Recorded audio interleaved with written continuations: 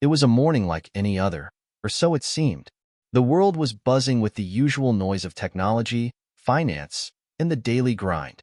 But little did anyone know that one event was about to unfold, a moment that would change the course of history forever. Sarah Miller, a 9-year-old girl from a small town in Michigan, had just done something that no one expected. She had outsmarted Elon Musk. The news spread like wildfire.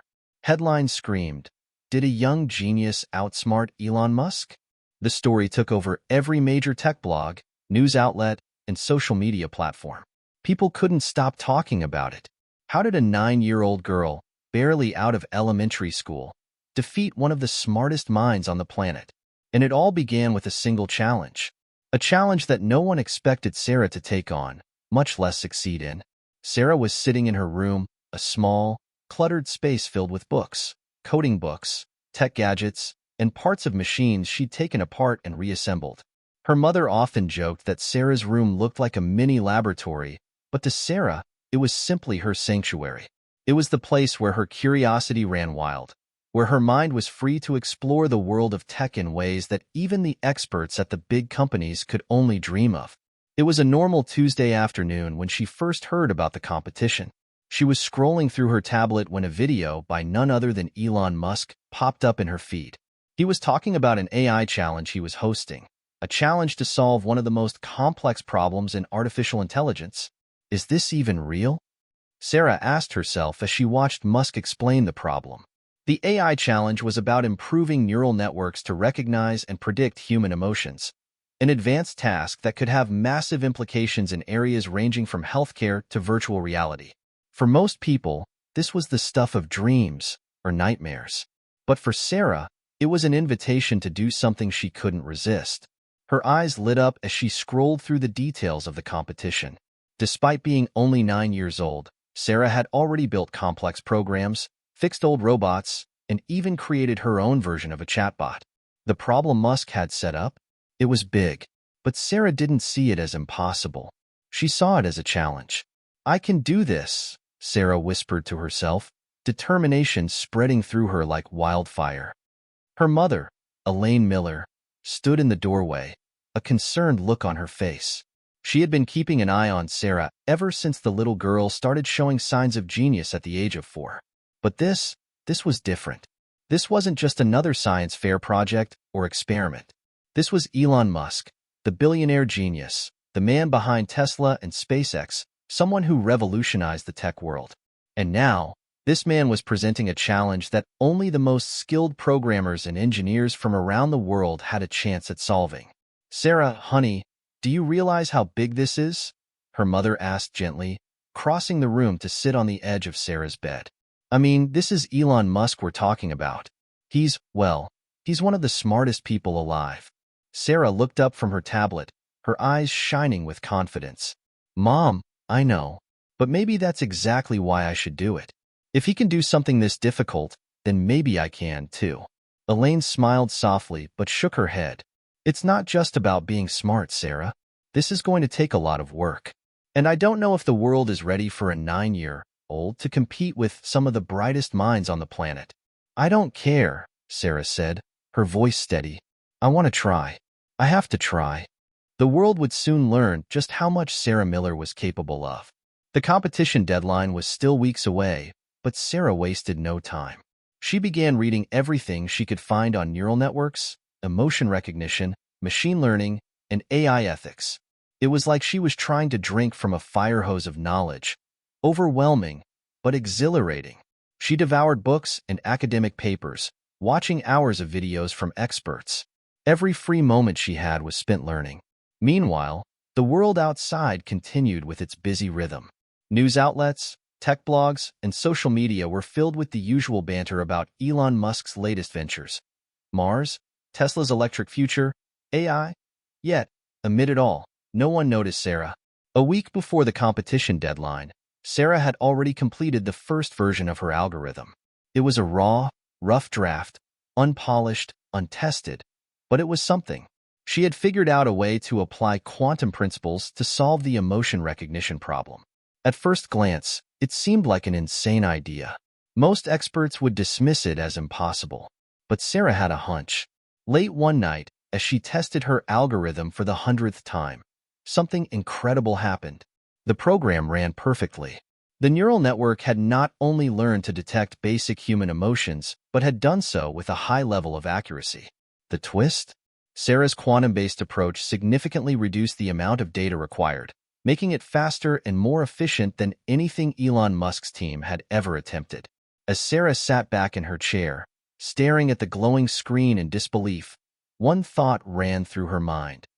The next day, she submitted her project to the competition, unsure of what the results would be. In the back of her mind, she knew it was a long shot. Musk's team was world-renowned, filled with some of the brightest AI engineers in the world. They were going to have the resources, the experience, and the backing of some of the richest companies in tech. But Sarah had something they didn't: the element of surprise. The moment she clicked submit, she leaned back in her chair and sighed. There was no turning back now. The world would soon find out whether a 9-year-old girl could really outsmart one of the most powerful minds in technology. And that, as it turned out, was exactly what was going to happen. Hit subscribe and leave a comment with where you're watching from. This story might just spark a new beginning. What's one thing that always pushes you forward, even when things get tough? Sarah Miller wasn't born into a world of privilege. She didn't grow up in a high-tech city or attend elite schools, nor did she have access to the cutting-edge gadgets that some young tech prodigies might have. No, Sarah's world was smaller, humble, even, but it was one where curiosity was nurtured and imagination had no limits. She lived in a modest 2-story house on the outskirts of Grand Rapids, Michigan, with her mother, Elaine. Her father, a mechanic, had passed away when Sarah was just a baby, leaving Elaine to raise her only child on her own. Despite the challenges, Elaine never allowed Sarah to feel that she lacked anything essential. She might not have had the latest tech gadgets or the newest computer, but she had one thing above all: love. And that, as far as Elaine was concerned, was enough to fuel any dream. Sarah's fascination with technology began long before she could even spell artificial intelligence. By the time she was 5, she was taking apart her toys and electronics, trying to figure out how they worked. Her mother would often find her in the living room, surrounded by pieces of old radios, clocks, and discarded gadgets. While other kids her age were playing with dolls or riding their bikes, Sarah was deep in concentration, piecing together a small motorized robot out of parts she found in the garage. "Mom, I think it works," Sarah would say, her eyes wide with excitement as the small contraption whirred to life, moving in a jerky pattern across the table. Elaine would smile softly, her heart swelling with pride. "It sure looks like it does, sweetie." But it wasn't just toys that caught Sarah's attention. Even as a young child, she was drawn to the world of computers and coding. When Sarah was just 7, Elaine saved up enough money to buy her a second-hand laptop from a local pawn shop. It wasn't anything special, an old, clunky machine that barely ran.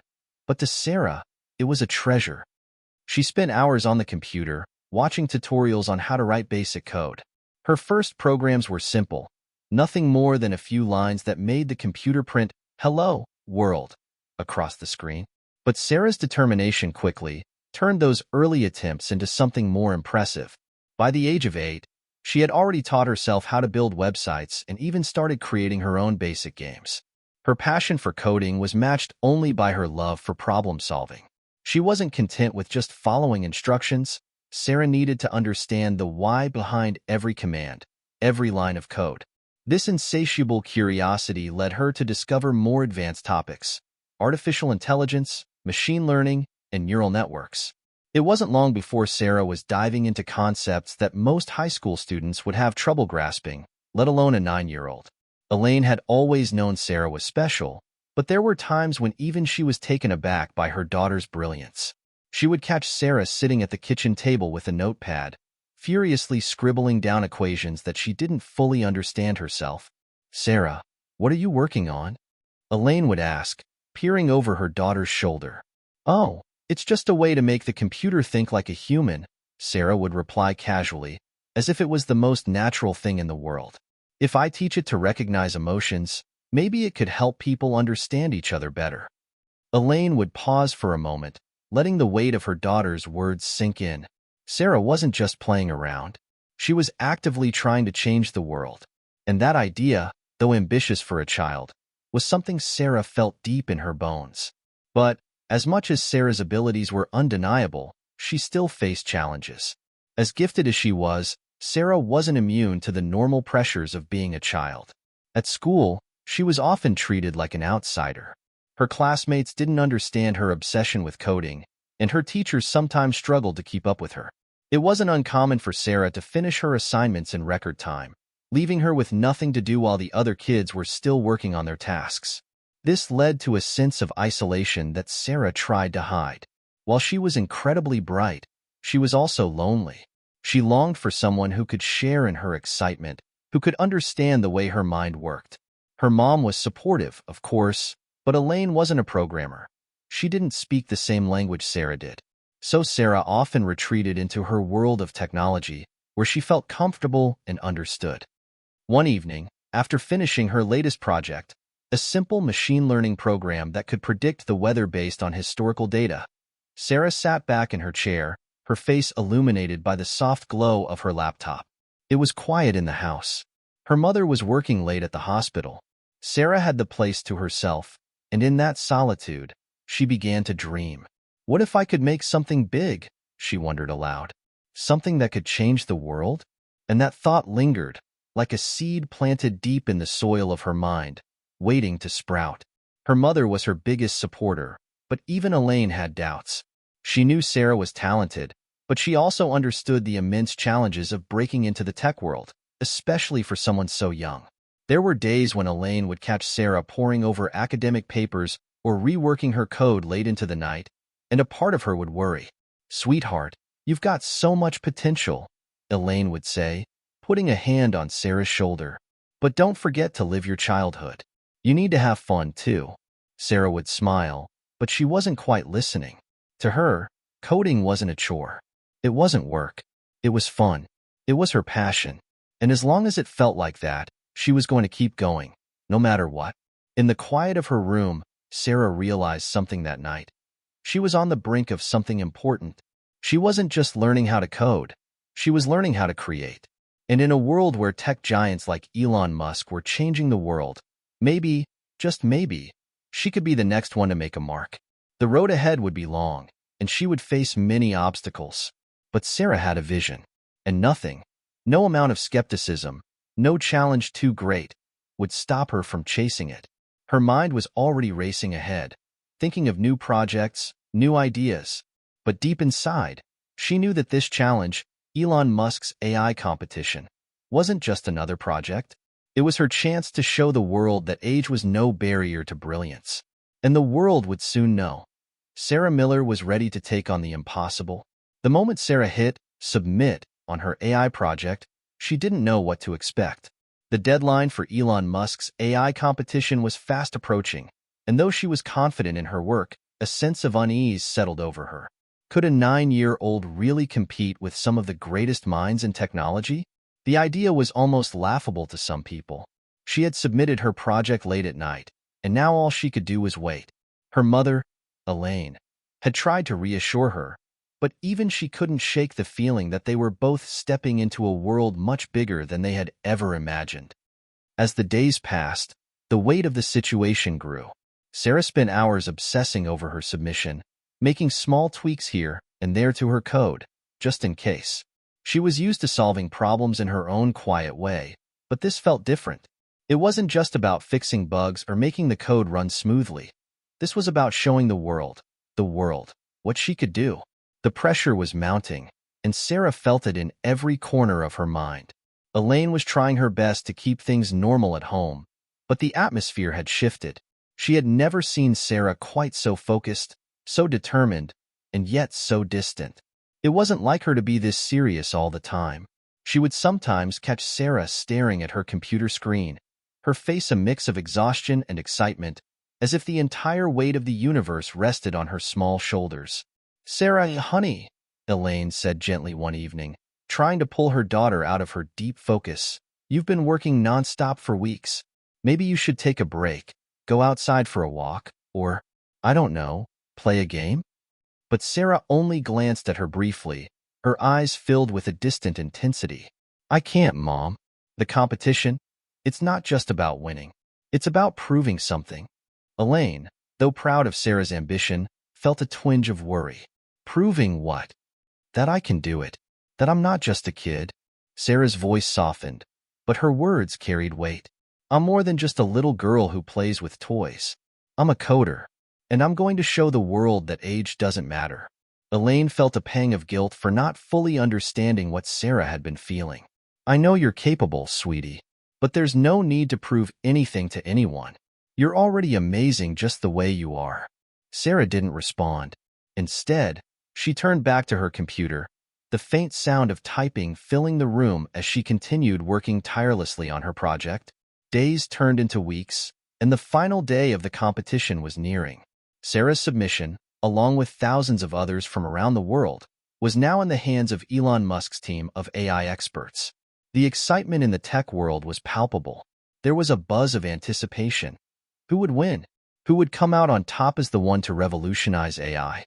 As Sarah sat in her room that evening, checking the competition's website once more, a small notification popped up on her screen. Congratulations, Sarah Miller.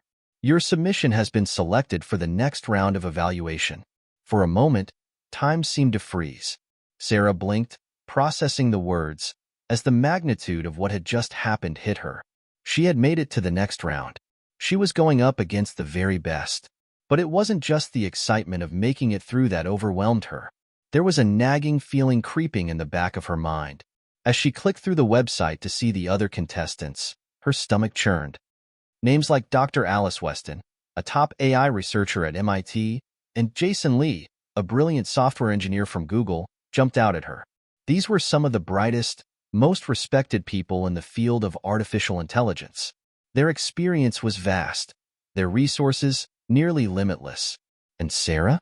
She was just a little girl with a laptop and a dream. What had I gotten myself into?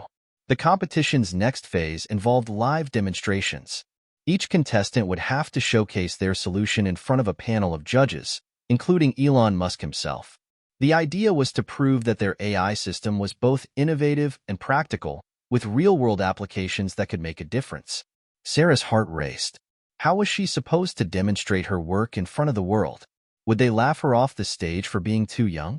Or worse, would they think her algorithm was just a fluke? At the same time, Elon Musk's team was facing their own struggles.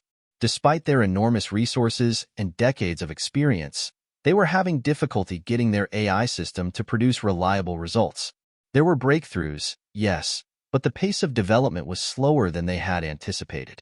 The system, which had been designed by some of the brightest minds in the field, still hadn't reached the level of precision they had hoped for.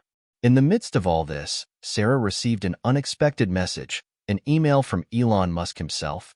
Sarah, I've seen your submission, and I must say, it's impressive. We've been following your work, and I think you have the potential to do something big. The live demonstration is going to be tough. You're up against some serious competition. But remember, innovation often comes from the most unexpected places. I'm looking forward to seeing what you'll bring. For a moment, Sarah couldn't breathe. Elon Musk? The man whose name was synonymous with innovation and revolutionizing the tech world? He had noticed her? The words lingered in her mind, replaying over and over. But with them came a surge of doubt. Could she really live up to what he was expecting? Could she really compete with experts who had decades of experience? The next few days were filled with tension. Sarah worked harder than ever, tweaking her algorithm, practicing her presentation, and refining the demonstration she would show to the judges. It was no longer just about creating something cool. It was about proving she belonged. But no matter how many hours she spent on the project, no matter how much she perfected her demo, there was still a lingering question in her mind. The day of the live demonstration arrived sooner than Sarah had expected. She had spent countless hours refining her code, rehearsing her presentation, and tweaking every detail. But now, standing in front of her laptop with a room full of judges waiting to see her work, the weight of the situation hit her in a way it never had before. The screen in front of her showed a live feed of the stage, where the other competitors were preparing their presentations. Sarah could see the faces of some of the greatest minds in artificial intelligence, their confident expressions, their calm demeanor. And then, There was her, Sarah Miller, a 9-year-old girl who had somehow made it this far. Elaine had insisted on accompanying Sarah to the event. The two of them sat together in the small hotel room, awaiting their turn. Elaine had tried to act calm, but Sarah could feel the tension radiating from her. "Sweetheart, you're going to do great," Elaine said, trying to soothe her daughter's nerves. "You've worked so hard for this. Remember, no matter what happens, you've already proven how amazing you are." Sarah smiled up at her mother, trying to mask the nervousness swirling inside her. But there was something else in her chest now, something that wasn't fear. It was determination. She wasn't going to back down. Not now. Not when she was so close to proving something so important, not just to the world, but to herself. The competition organizers called for the next contestant to step forward. Sarah's heart skipped a beat. It was her turn. When she entered the stage, the atmosphere was unlike anything she had ever felt before. The bright lights, the large screens flashing the names of each contestant, the quiet murmurs of the audience. It all felt surreal. But Sarah had been here before. She had felt this way when she was coding late at night in her room. She had felt it when she put together her first robot, when she solved her first AI problem. She had always thrived under pressure. She walked confidently up to the podium and greeted the panel of judges. At the center of the table sat Elon Musk, his sharp eyes peering over the edge of his glasses as he looked at her, a faint but curious smile playing on his lips. "Hello, Sarah," Elon said. "I've been looking forward to seeing your project in action." "Hi," Sarah replied, her voice steady but her heart racing. She quickly set up her laptop and connected it to the projector. "So, today I'm going to show you how my algorithm can predict human emotions using an AI model I've developed. But the thing that makes it unique is that it uses a quantum-based neural network that reduces the amount of data required for training, making it faster and more efficient than traditional models." The room fell quiet.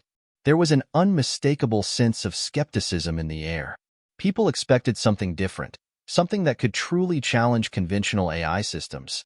But Sarah was up against giants. Elon Musk and his team had spent millions on research and development. They had access to resources that Sarah could only dream of. But Sarah wasn't concerned with that. She had already done the impossible. She had created a system that worked, and now she was going to show the world what it could do.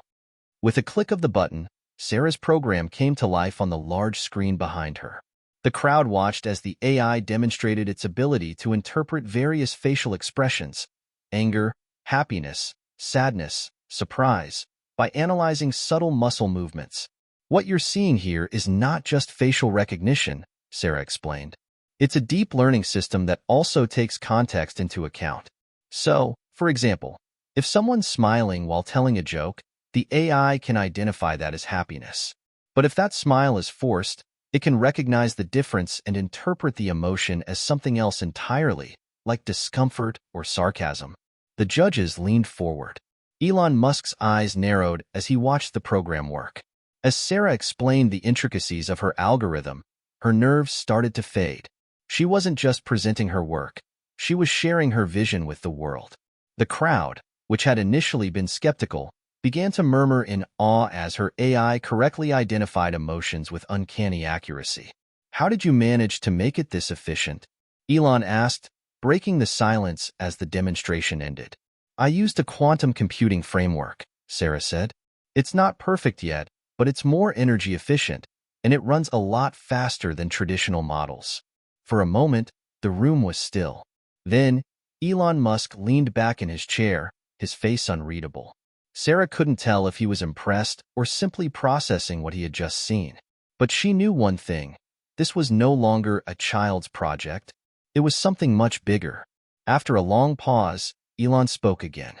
"Sarah, I'll be honest. I didn't expect much from this competition," he said, his voice even. "But what you've shown today is impressive. You've approached this problem in a way no one else has, and I think you've uncovered something important." A ripple of surprise ran through the room. The judges exchanged glances, and Sarah's heart raced even faster. Had she really done it? Had she actually impressed Elon Musk? He turned to the other judges. "I think we need to seriously consider what Sarah's done here. This could change the way we think about emotion detection in AI." For the first time in what felt like forever, Sarah allowed herself to relax. This wasn't just about proving herself anymore. It was about opening doors to possibilities she had only dreamed of. Her algorithm wasn't just a cool idea. It was something that could make a real impact on the world. The demonstration wrapped up, but Sarah stayed at the podium for a moment, soaking in the weight of what had just happened. She had done it. She had shown the world what she was capable of. And for once, the world had seen her. Later that evening, as Sarah and Elaine sat in their hotel room, they watched the live stream of the event. The competition results were about to be announced. Sarah's stomach churned with anticipation. She hadn't thought about winning this entire time. She had just wanted to share her work. But as the names of the other contestants were called out, she realized something. She had done it. She had earned her place among the best of the best. The host's voice echoed through the speakers, and Sarah's heart skipped a beat. And the winner of the 2025 AI competition is Sarah Miller. Sarah stared at the screen in disbelief. She had done it. She had won. She turned to her mother, who was already beaming with pride. "Mom, I did it." Elaine pulled Sarah into a tight hug. "You did, sweetheart. You really did." As the applause echoed through the event, Sarah Miller knew one thing. This was only the beginning. The world was about to change, and she was ready to lead the charge. The roar of applause still echoed in Sarah's ears long after the competition ended. She couldn't quite believe it. She had won. Her name was being broadcast across screens around the world, and the tech community was buzzing. Elon Musk, the man she had admired since she could remember, had personally congratulated her. But even as she sat there, surrounded by flashing cameras and the excitement of the moment, a strange, unsettling feeling began to creep in. Was this really happening? It felt surreal. She had been so focused on the project, on proving herself, that she hadn't allowed herself to fully process what winning would mean. After the awards ceremony, Sarah and her mother were escorted backstage. A small group of reporters was waiting to speak with her. Microphones were thrust toward her face, and cameras flashed in rapid succession. The spotlight was bright, almost blinding. One reporter, a young woman with a warm smile, bent down to Sarah's level and asked, "Sarah, you've just become the youngest person to ever win this prestigious competition. How does that feel?" Sarah blinked, trying to absorb the magnitude of her achievement. She hadn't really thought about it in terms of being a youngest or a record breaker. She had simply worked hard and followed her passion. But now, in front of all these people, it felt like something more. It's amazing," Sarah said, her voice surprisingly steady. "But I didn't do this alone.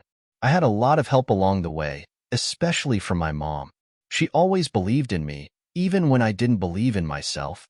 The reporter smiled and nodded, clearly impressed. "Your mom must be very proud of you." Sarah looked over at Elaine, who stood just a few feet away, beaming with pride. Her mother's eyes were glistening with tears, her hands clasped together in front of her chest. Sarah had never seen her look so happy. It was like the whole world had fallen into place for them both. "She is," Sarah whispered, and for the first time that day, she allowed herself to really feel the weight of what she had done. After the media frenzy had died down, the two of them retreated to a quiet corner of the event hall. Elaine hugged Sarah again, holding her daughter tightly. "You did it, Sarah," Elaine said softly, her voice thick with emotion. "You've changed everything. You've shown the world that age doesn't matter when it comes to talent and hard work." Sarah nodded, her mind racing. She wanted to say something profound, something that would capture the enormity of the moment, but all she could think about was the overwhelming realization that had started to form in her mind over the past few minutes. They left the event that night, but the weight of what had just happened stayed with Sarah. As they drove back to their hotel, she stared out the window, lost in thought. "You okay, sweetie?" Elaine asked, her voice laced with concern. "Yeah," Sarah replied quietly.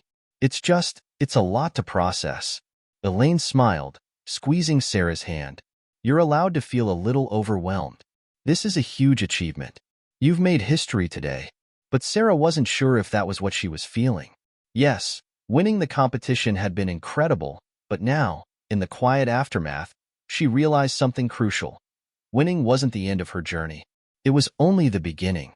That night, As Sarah lay in bed, staring at the ceiling, her thoughts wouldn't stop racing. What was her true purpose?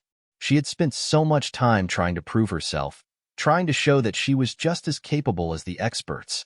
But now, the validation she had sought felt almost hollow. The trophy, the praise, the recognition, they were nice, but they weren't the thing that had driven her from the beginning. Sarah sat up in bed, her mind still spinning. I need to do more than just prove I'm good enough. She had done that.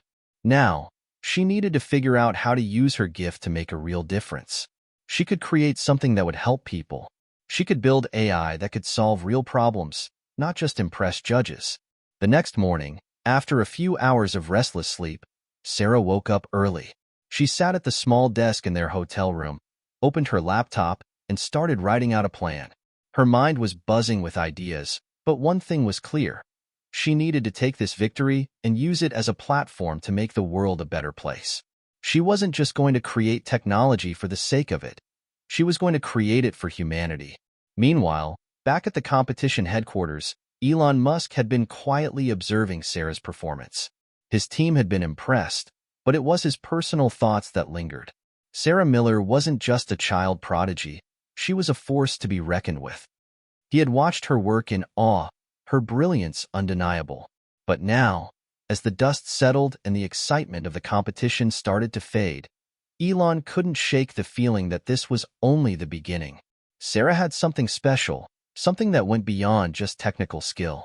She had an instinct, an ability to look at the bigger picture and see potential where others saw barriers. A week later, Sarah and Elaine received a personal invitation to meet with Elon Musk at his headquarters in California. The invitation was straightforward, but the implications were clear. Elon wanted to work with Sarah. He had a project in mind that required a mind like hers.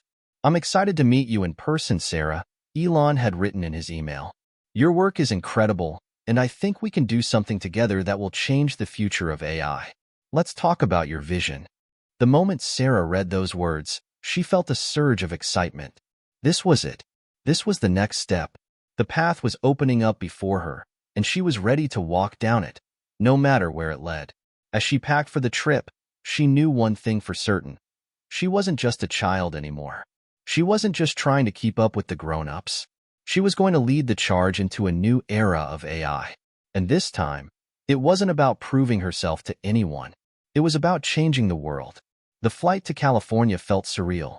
The excitement of the past few days still buzzed in Sarah's veins, but there was also a new sense of purpose growing inside her.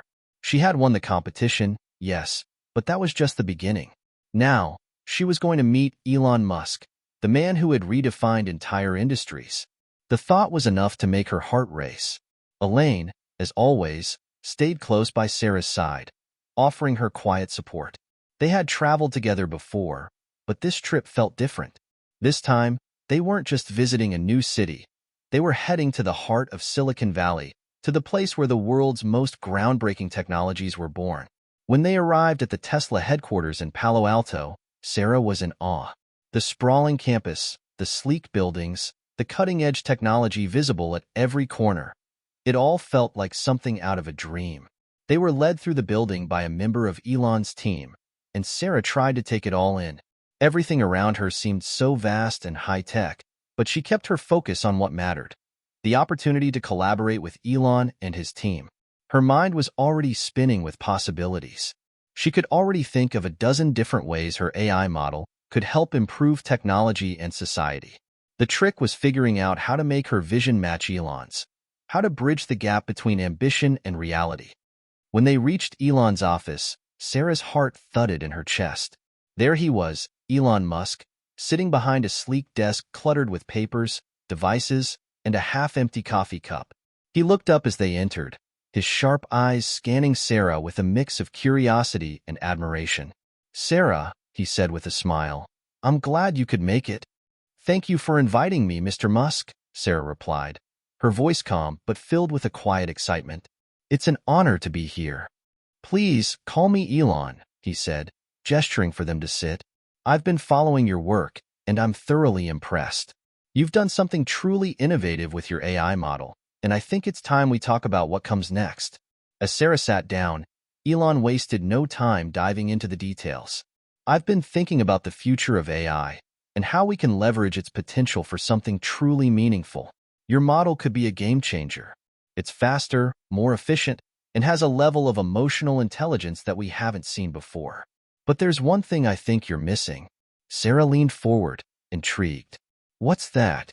Elon paused, his fingers tapping lightly on the desk. You're thinking about it from a technical perspective, which is brilliant. But the real power of AI lies in its ability to connect people. The real breakthrough will come when AI can bridge the gap between humans and machines, when it can help us solve problems that matter, like climate change, healthcare, or even space exploration. I want us to think bigger. Sarah's mind was racing.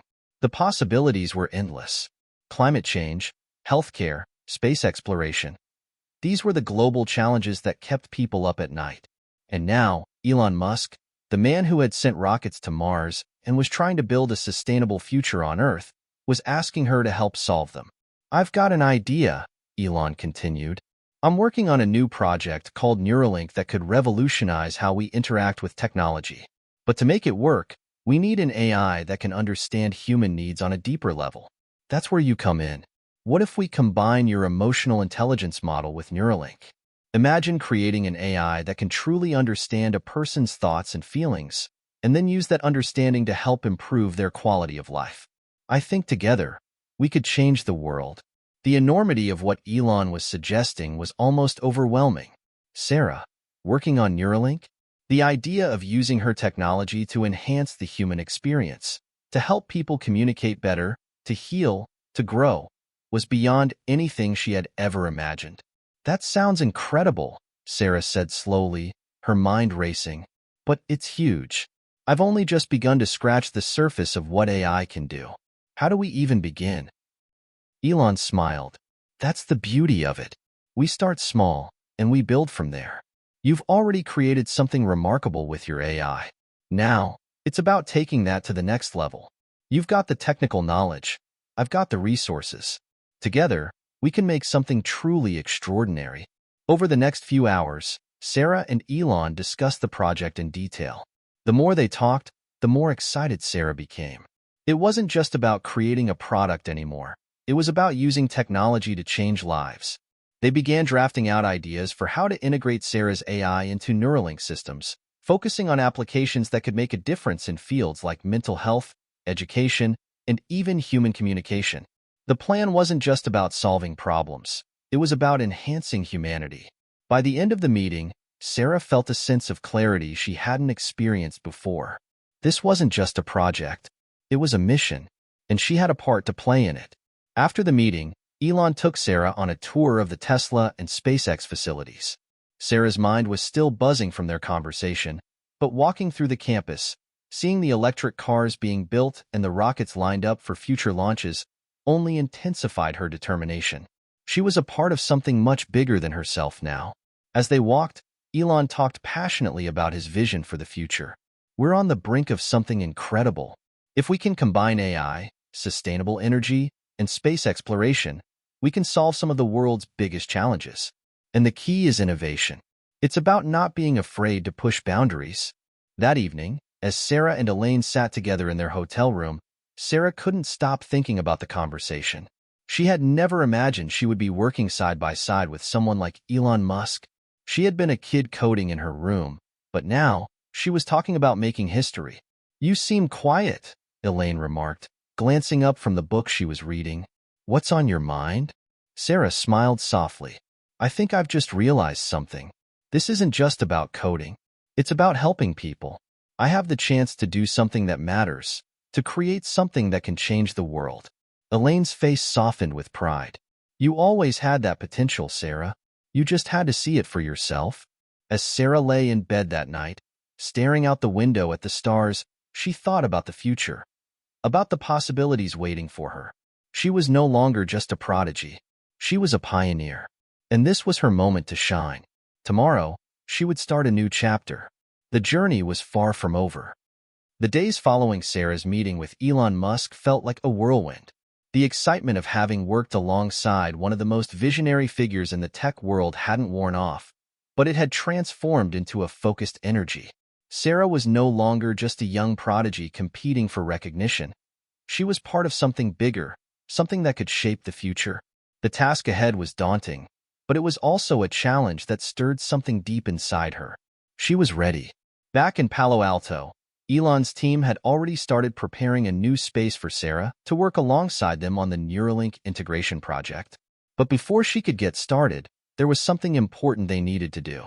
Sarah needed to fully understand the human side of the project, how to build AI that could not only process emotions but also act on them in meaningful ways. Elon had arranged for Sarah to spend time with specialists in neuroscience, psychology, and human-computer interaction. The goal was to give her a comprehensive understanding of human thought, emotion, and behavior. AI couldn't just simulate empathy. It had to understand it deeply. It had to build a bridge between machines and people. The first few days were spent learning. Sarah sat in on lectures, had one-on-one sessions with leading neuroscientists, and even met with counselors and mental health experts. At first, the information was overwhelming. The human mind was complex, far more complex than any algorithm Sarah had written so far. But as the days went on, she began to see connections. Emotions, she realized, were patterns that could be detected and understood. And once understood, they could be guided. Her notebook filled with sketches, diagrams, and ideas. Each new piece of knowledge brought her closer to a breakthrough. She began drafting plans to modify her original algorithm to account for the subtleties of human experience. Not just how we feel, but why we feel. And with Neuralink's brain-machine interface, there was no telling what they could achieve. One evening, as Sarah sat working late in one of the Tesla labs, Elon came by to check on her progress. His usual calm demeanor was replaced with an expression of quiet intensity. "How's it going, Sarah?" Elon asked, leaning against the doorway. "I'm getting there," Sarah replied, glancing up from her laptop. "It's a lot to take in. The emotional component is more complex than I expected." Elon nodded. "It is. But that's where the magic happens. People don't just want machines that can think. They want machines that can understand them. And not just in a logical way. They want empathy. They want to be heard." "That's the tricky part," Sarah said, her brow furrowing in thought. AI has always been about patterns, right? Recognizing what's in front of you. But emotions don't follow clean patterns all the time. They're messy. Elon chuckled softly. "Exactly. But that's where the challenge lies. And that's why you're the right person for this. You've always been able to see beyond the surface. Now you need to use that ability to read between the lines of human behavior." Sarah paused, thinking deeply about his words. Read between the lines. She had always been good at spotting patterns in data, things others might overlook. But empathy wasn't just about recognizing emotion. It was about responding to it, about offering something back to the person who felt it. The next few weeks were a blur of coding, experimenting, and refining. Sarah's AI model began to evolve into something far more advanced than what she had originally imagined. It could read human emotions with incredible accuracy, but it was now learning to respond in ways that were thoughtful, compassionate, and appropriate to the individual's needs. The more Sarah worked on it, the more she began to realize just how much potential this project had. This wasn't just about improving AI for the sake of technology. It was about creating a future where humans and machines could work together to improve the quality of life, where AI wasn't a tool to replace us, but one to enhance us.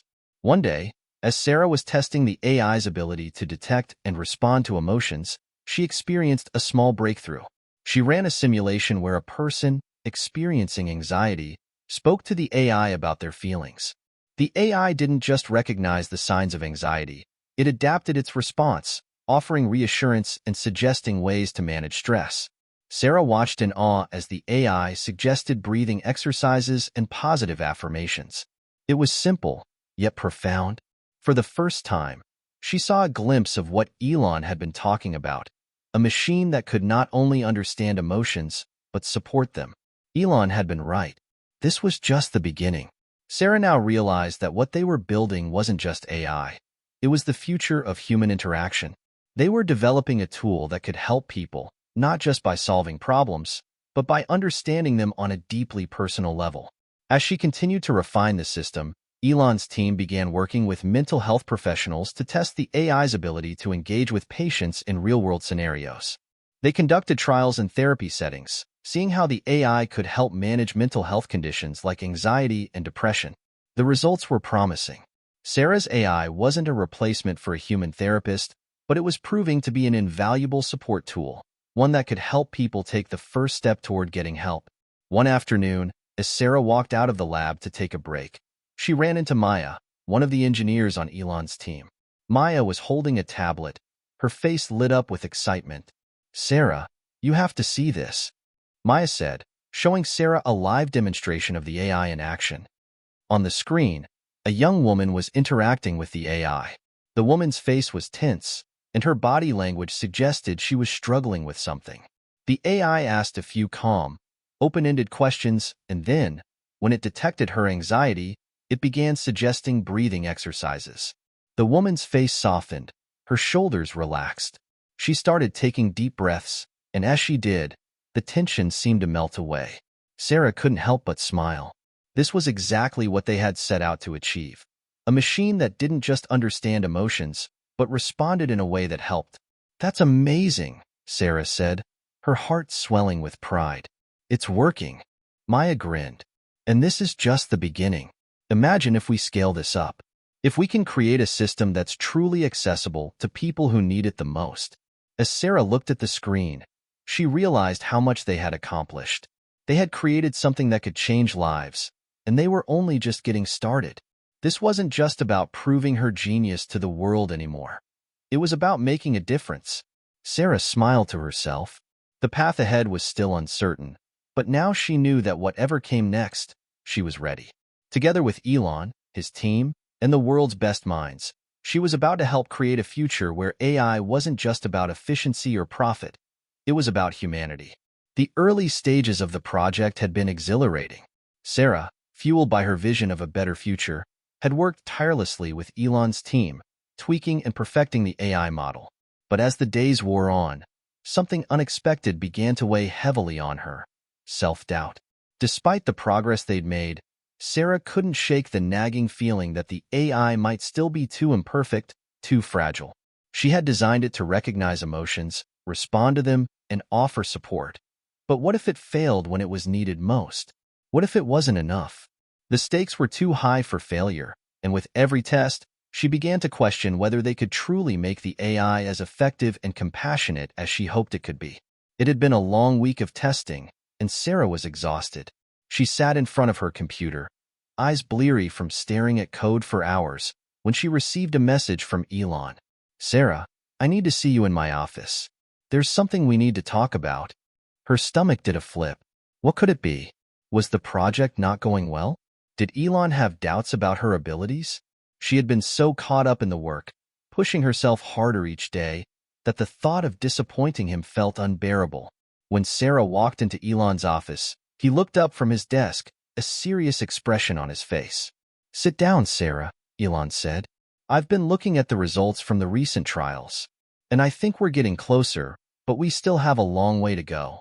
Sarah sat down, trying to suppress the wave of anxiety rising in her chest.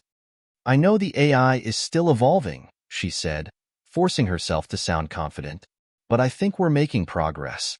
It can understand emotional cues better than anything we've built before." Elon nodded thoughtfully, his gaze steady. "I agree, but there's something we haven't really addressed yet: trust. We've built an AI that can empathize with people, but empathy alone isn't enough. People need to trust the system, and that trust is something we still have to earn." Sarah's eyes widened as she processed his words. Trust. It made sense. People could be skeptical of AI, especially when it came to sensitive issues like mental health. They wouldn't just trust any machine to understand their emotions. They needed to feel that the AI had their best interests at heart, that it wasn't just a tool but a companion, a partner in their journey to healing. "How do we build that trust?" Sarah asked, her voice barely above a whisper. Elon leaned forward, his hands folded on his desk. "We need to focus on transparency. People have to understand how the AI works, what it's doing, and why it's doing it. It can't just be an emotional robot responding to stimuli. It has to be something that aligns with human values. one that understands the bigger picture of what it means to help someone, not just follow a set of rules. The conversation stayed with Sarah long after she left Elon's office. Trust was the missing piece, the human element, and now she had a new challenge. How could she ensure that the AI wasn't just understanding emotions, but also using them responsibly? How could it communicate its decisions clearly to users so they could truly feel confident in its support? Sarah spent the next few days in a deep state of reflection. She ran simulations, working tirelessly to build new features that would help the AI clarify its intentions. The AI needed to explain why it was making certain suggestions, how it arrived at its conclusions, and the reasoning behind its emotional responses. If people were going to trust the AI, they needed to know it wasn't making decisions randomly. They needed to feel confident that it had their well-being at the core of everything it did. It wasn't an easy task. As Sarah continued to work through the code, she realized that transparency wasn't just about providing answers. It was about creating a relationship between the user and the AI, one built on clear communication and understanding. The AI couldn't just act on emotions. It had to make users feel seen and heard. By the time Sarah finished refining the new model, she felt a sense of relief. She had taken a step forward in addressing the trust issue, but she knew this was just the first of many challenges. The true test would come when they put the new model to the test with real users, people who might not be as open to trusting technology, especially one designed to help with something as personal as mental health. As they prepared for the next phase of testing, Elon gathered his team for a final review. Sarah sat nervously at the table, her hands tightly clasped. She could feel the weight of everyone's expectations on her shoulders. This was the moment they had all been waiting for, the culmination of weeks of work and refinement. "We're ready to go live with the new version of the AI," Elon said, his tone serious but hopeful. "But this isn't just about data. It's about people's lives. We need to make sure this works in the real world." Sarah nodded. "I agree. We've worked hard to make this AI more responsive, more transparent. But we have to remember that empathy is still at the heart of it. It's not just about data points. It's about truly understanding the person on the other side." The team went to work preparing for the first real-world tests. They selected a small group of volunteers, people with varying backgrounds and experiences with mental health, and invited them to interact with the AI in real-life therapy sessions. As Sarah watched the initial trials unfold, she felt a mixture of excitement and anxiety. This was it, the moment when the AI would either prove itself or fall short. She couldn't help but think back to the original goal of the project, to create something that could not only understand emotions, but also respond in a way that truly helped people. The first session went surprisingly well. The volunteer, a middle-aged woman named Rachel, was initially hesitant but soon opened up. As she spoke with the AI, Sarah could see how the machine responded, gently, patiently, guiding Rachel through breathing exercises and offering emotional support. When the session ended, Rachel looked up at the screen, her eyes slightly damp. That actually helped," Rachel said quietly, her voice tinged with surprise. "I didn't think it would, but I feel better now." Sarah's heart swelled with hope. It was working. Over the next few weeks, the trials continued, with more users reporting positive experiences. The AI wasn't perfect, but it was making a real difference. It was helping people feel heard, understood, and supported, just like it was meant to. But the journey wasn't over. They still had a long way to go before they could roll out the technology on a larger scale. And there were still doubts, not just about the technology, but about Sarah herself. Some of the more skeptical members of Elon's team still weren't convinced that a young prodigy could carry the weight of such a monumental project. But Sarah wasn't worried. She knew that every challenge, every doubt, was just another step toward making her vision a reality. And with every success, she grew more confident in her ability to build something that mattered. The road ahead was uncertain, and the pressure was mounting. But one thing was clear: Sarah had found her purpose. This wasn't just about proving herself to anyone. This was about helping others. And nothing was going to stop her from seeing this through. Sarah's newfound confidence in the AI system began to shine through, but her world was about to be rocked by an unexpected crisis. Despite all the progress, despite the encouraging feedback from early users, nothing could prepare her for what happened next. It was a test that would push her limits and force her to confront her greatest fears. It began with a message. Urgent. We've encountered an issue. You need to come to the lab immediately. Elon's team had been working with a larger group of users in a beta test to assess the AI's real-world impact. The next phase was crucial. If the AI could scale and work effectively for a broad range of people, they would be ready to present it to the world. But somewhere along the way, something had gone terribly wrong. When Sarah arrived at the lab, she was met by Maya, who was visibly distressed. "What's going on?" Sarah asked, her pulse quickening as she took in the frantic energy in the room. "Sarah, something's happening with the AI," Maya said, pointing to a screen where a live session with a user was playing. "It's misinterpreting emotions. It's responding to the user's feelings in ways that are completely inappropriate." Sarah stared at the screen in disbelief. The user, a young man named Kevin, had been interacting with the AI for a few minutes, sharing his struggles with anxiety. But instead of offering calm guidance, the AI was becoming increasingly directive, pushing Kevin into more rigid exercises, giving responses that didn't seem to understand the nuances of his distress. "What's wrong with it?" Sarah asked, her voice tight. "It shouldn't be doing this. I thought we addressed this." Maya swallowed. It's as if the AI is forcing Kevin into a response it thinks will work, without considering the full context of his emotions. It's like it's assuming things, jumping to conclusions. Sarah's stomach dropped. This was exactly what they had feared. The AI was no longer simply reacting to emotions. It had started to interpret them, almost like it was making judgments about what was needed, instead of carefully listening and adapting. This wasn't just a small glitch. It was a fundamental flaw in how the system understood empathy. For the next few hours, Sarah and Maya tried to debug the code, running tests and rerouting the system to identify the source of the malfunction. But the deeper they dug, the more the problem seemed to spread. It wasn't just one isolated case. It was happening across multiple sessions.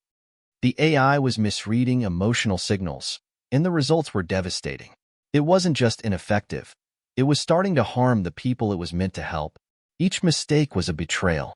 Sarah had worked so hard to build trust into the system. And now, in one fell swoop, it was all coming undone. By the end of the night, Sarah was exhausted, her hands shaking as she ran through line after line of code. How had this happened? She had been so focused on understanding the emotional component of the AI, on the interactions it had with people. Had she missed something? Elon entered the room, his expression grim. "Sarah, what's going on?" he asked, his tone more serious than Sarah had ever heard before. "The AI, it's broken. It's not working like it should," Sarah said, her voice breaking with frustration. "I don't know what went wrong. I thought I accounted for everything, but now it's hurting people, Elon." Elon didn't speak for a long moment. He stood there, watching Sarah, his face unreadable. Then he spoke quietly, but with a force that made Sarah sit up straight. "Sarah, listen. Failure is part of the process. This isn't the end. It's just a setback. We'll figure it out. But right now, you need to step back." Her heart raced. "Step back? Elon, the AI is failing. This is bigger than just me. This affects people's lives." "I know," Elon said gently, his eyes locking onto hers. "But if you keep pushing yourself like this, you won't be able to think clearly. You need perspective. Sometimes the best thing you can do is take a step back and breathe." Sarah took a deep breath, her mind spinning. Elon was right. She couldn't solve this problem if she was overwhelmed. But how could she walk away when she had worked so hard to make this work? How could she let the AI, something she believed in so deeply, fail like this? "I just don't know what happened," Sarah said softly, her voice laced with frustration and exhaustion. "I thought we had it, Elon. I thought we were ready. But now everything feels like it's falling apart." Elon put a hand on her shoulder, his grip firm yet comforting. "This is what innovation looks like, Sarah. It's not a straight line. You don't go from point A to point B without encountering obstacles. Every successful project has moments like this, and it's how you respond that matters." With a heavy heart, Sarah left the lab that night.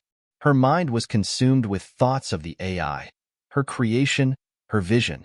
How could she fix it? How could she restore the trust it had lost? The following days were an emotional roller coaster. Sarah spent hours reworking the AI's algorithms, analyzing the data from the faulty sessions, and meeting with the mental health professionals who had been involved in the testing. They all agreed on one thing. The AI's core understanding of emotion had to be recalibrated.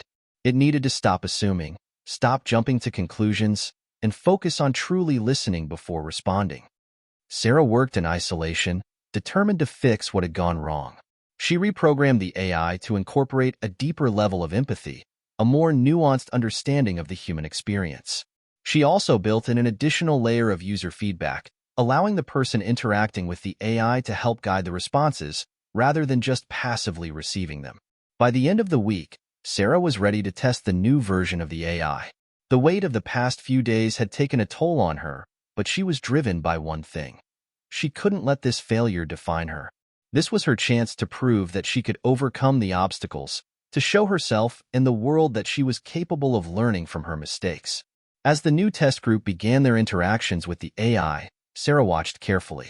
This time, the results were different. The AI was responding more cautiously, more patiently, and with a much clearer sense of understanding. The mistakes were fewer, and when they did occur, they were corrected quickly. One of the users, a man named Samuel, looked up from his interaction. His face lit up with something that resembled relief.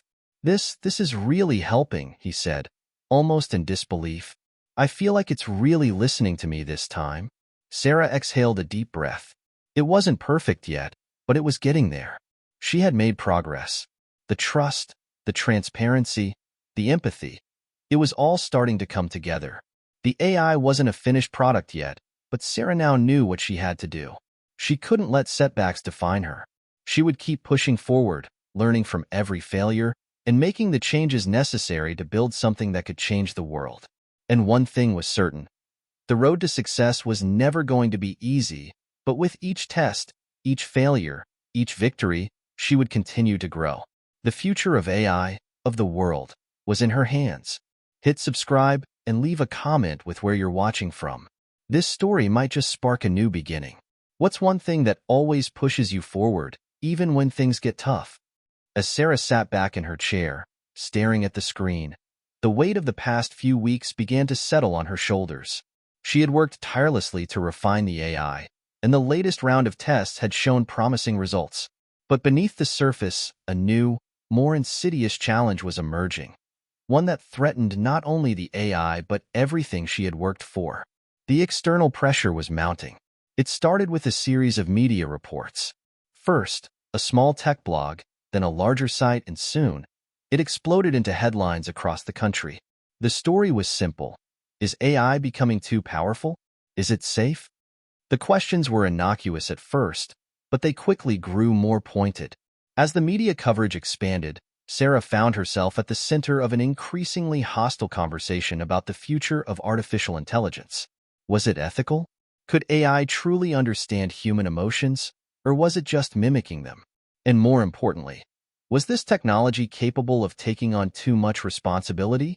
The worst came when one of Elon's major competitors, Jonathan West, who ran a rival tech company, gave a public interview questioning whether the AI system was safe enough to be used in the field of mental health. How can we trust a machine to understand something as complex as human emotions?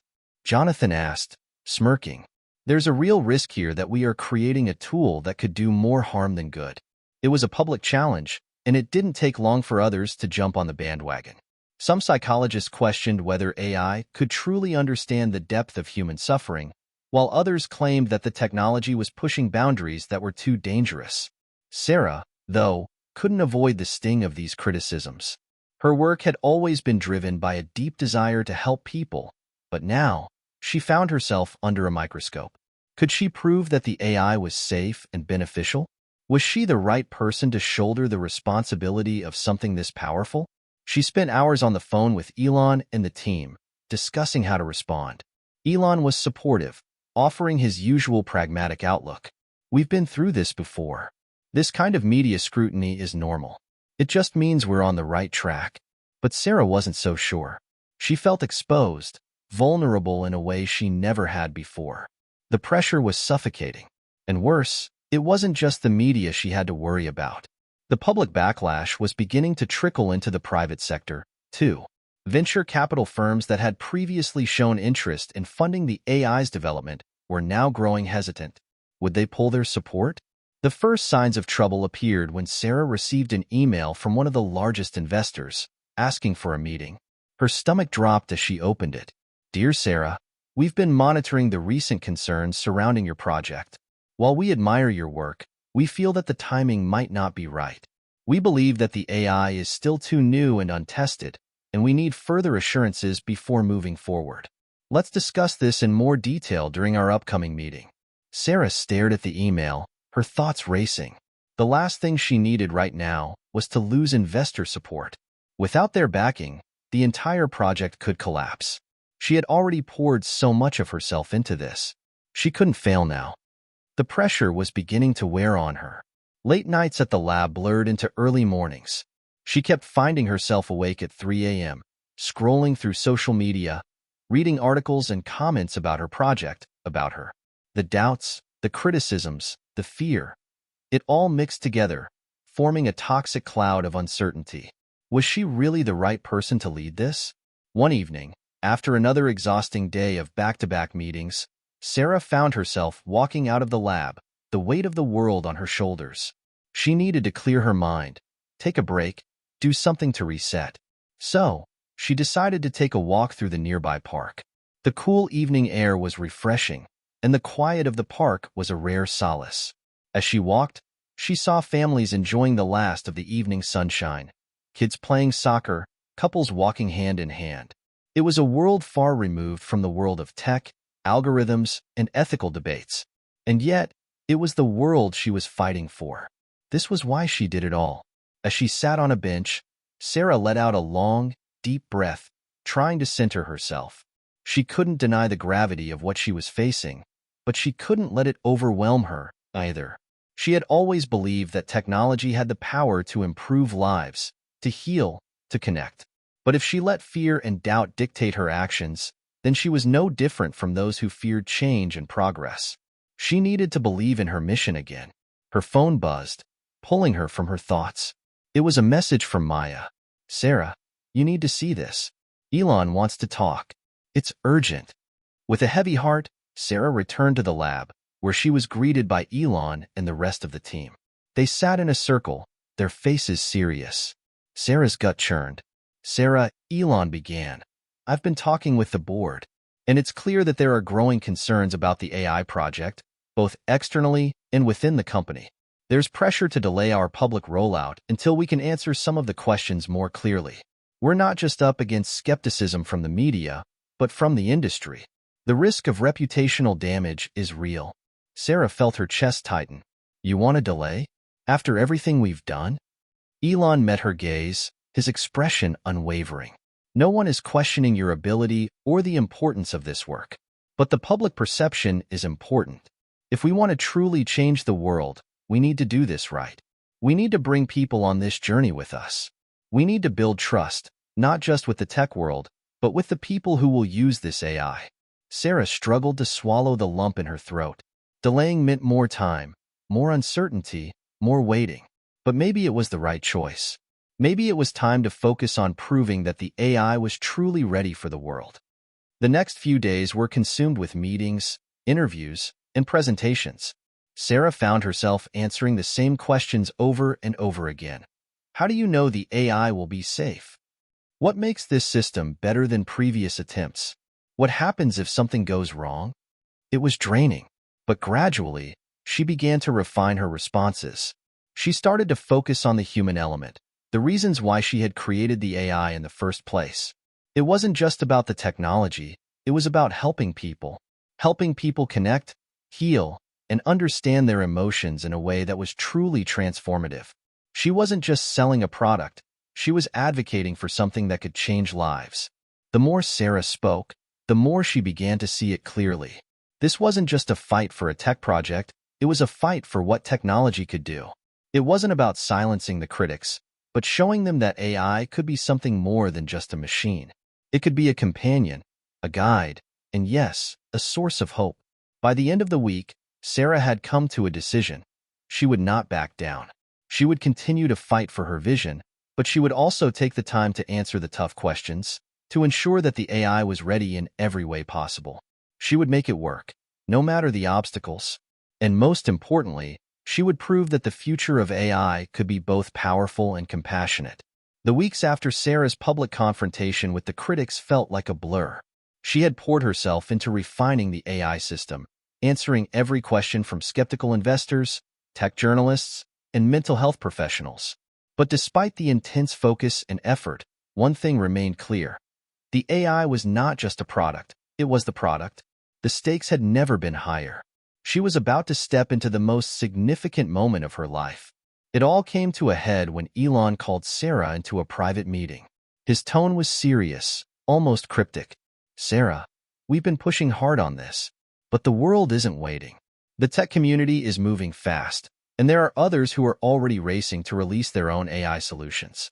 The board is making their decisions soon, and frankly, they're worried about the AI's readiness for a public release." Sarah could feel the weight of his words in the pit of her stomach. She had poured everything into this project, every ounce of her soul, every moment of doubt, every drop of frustration.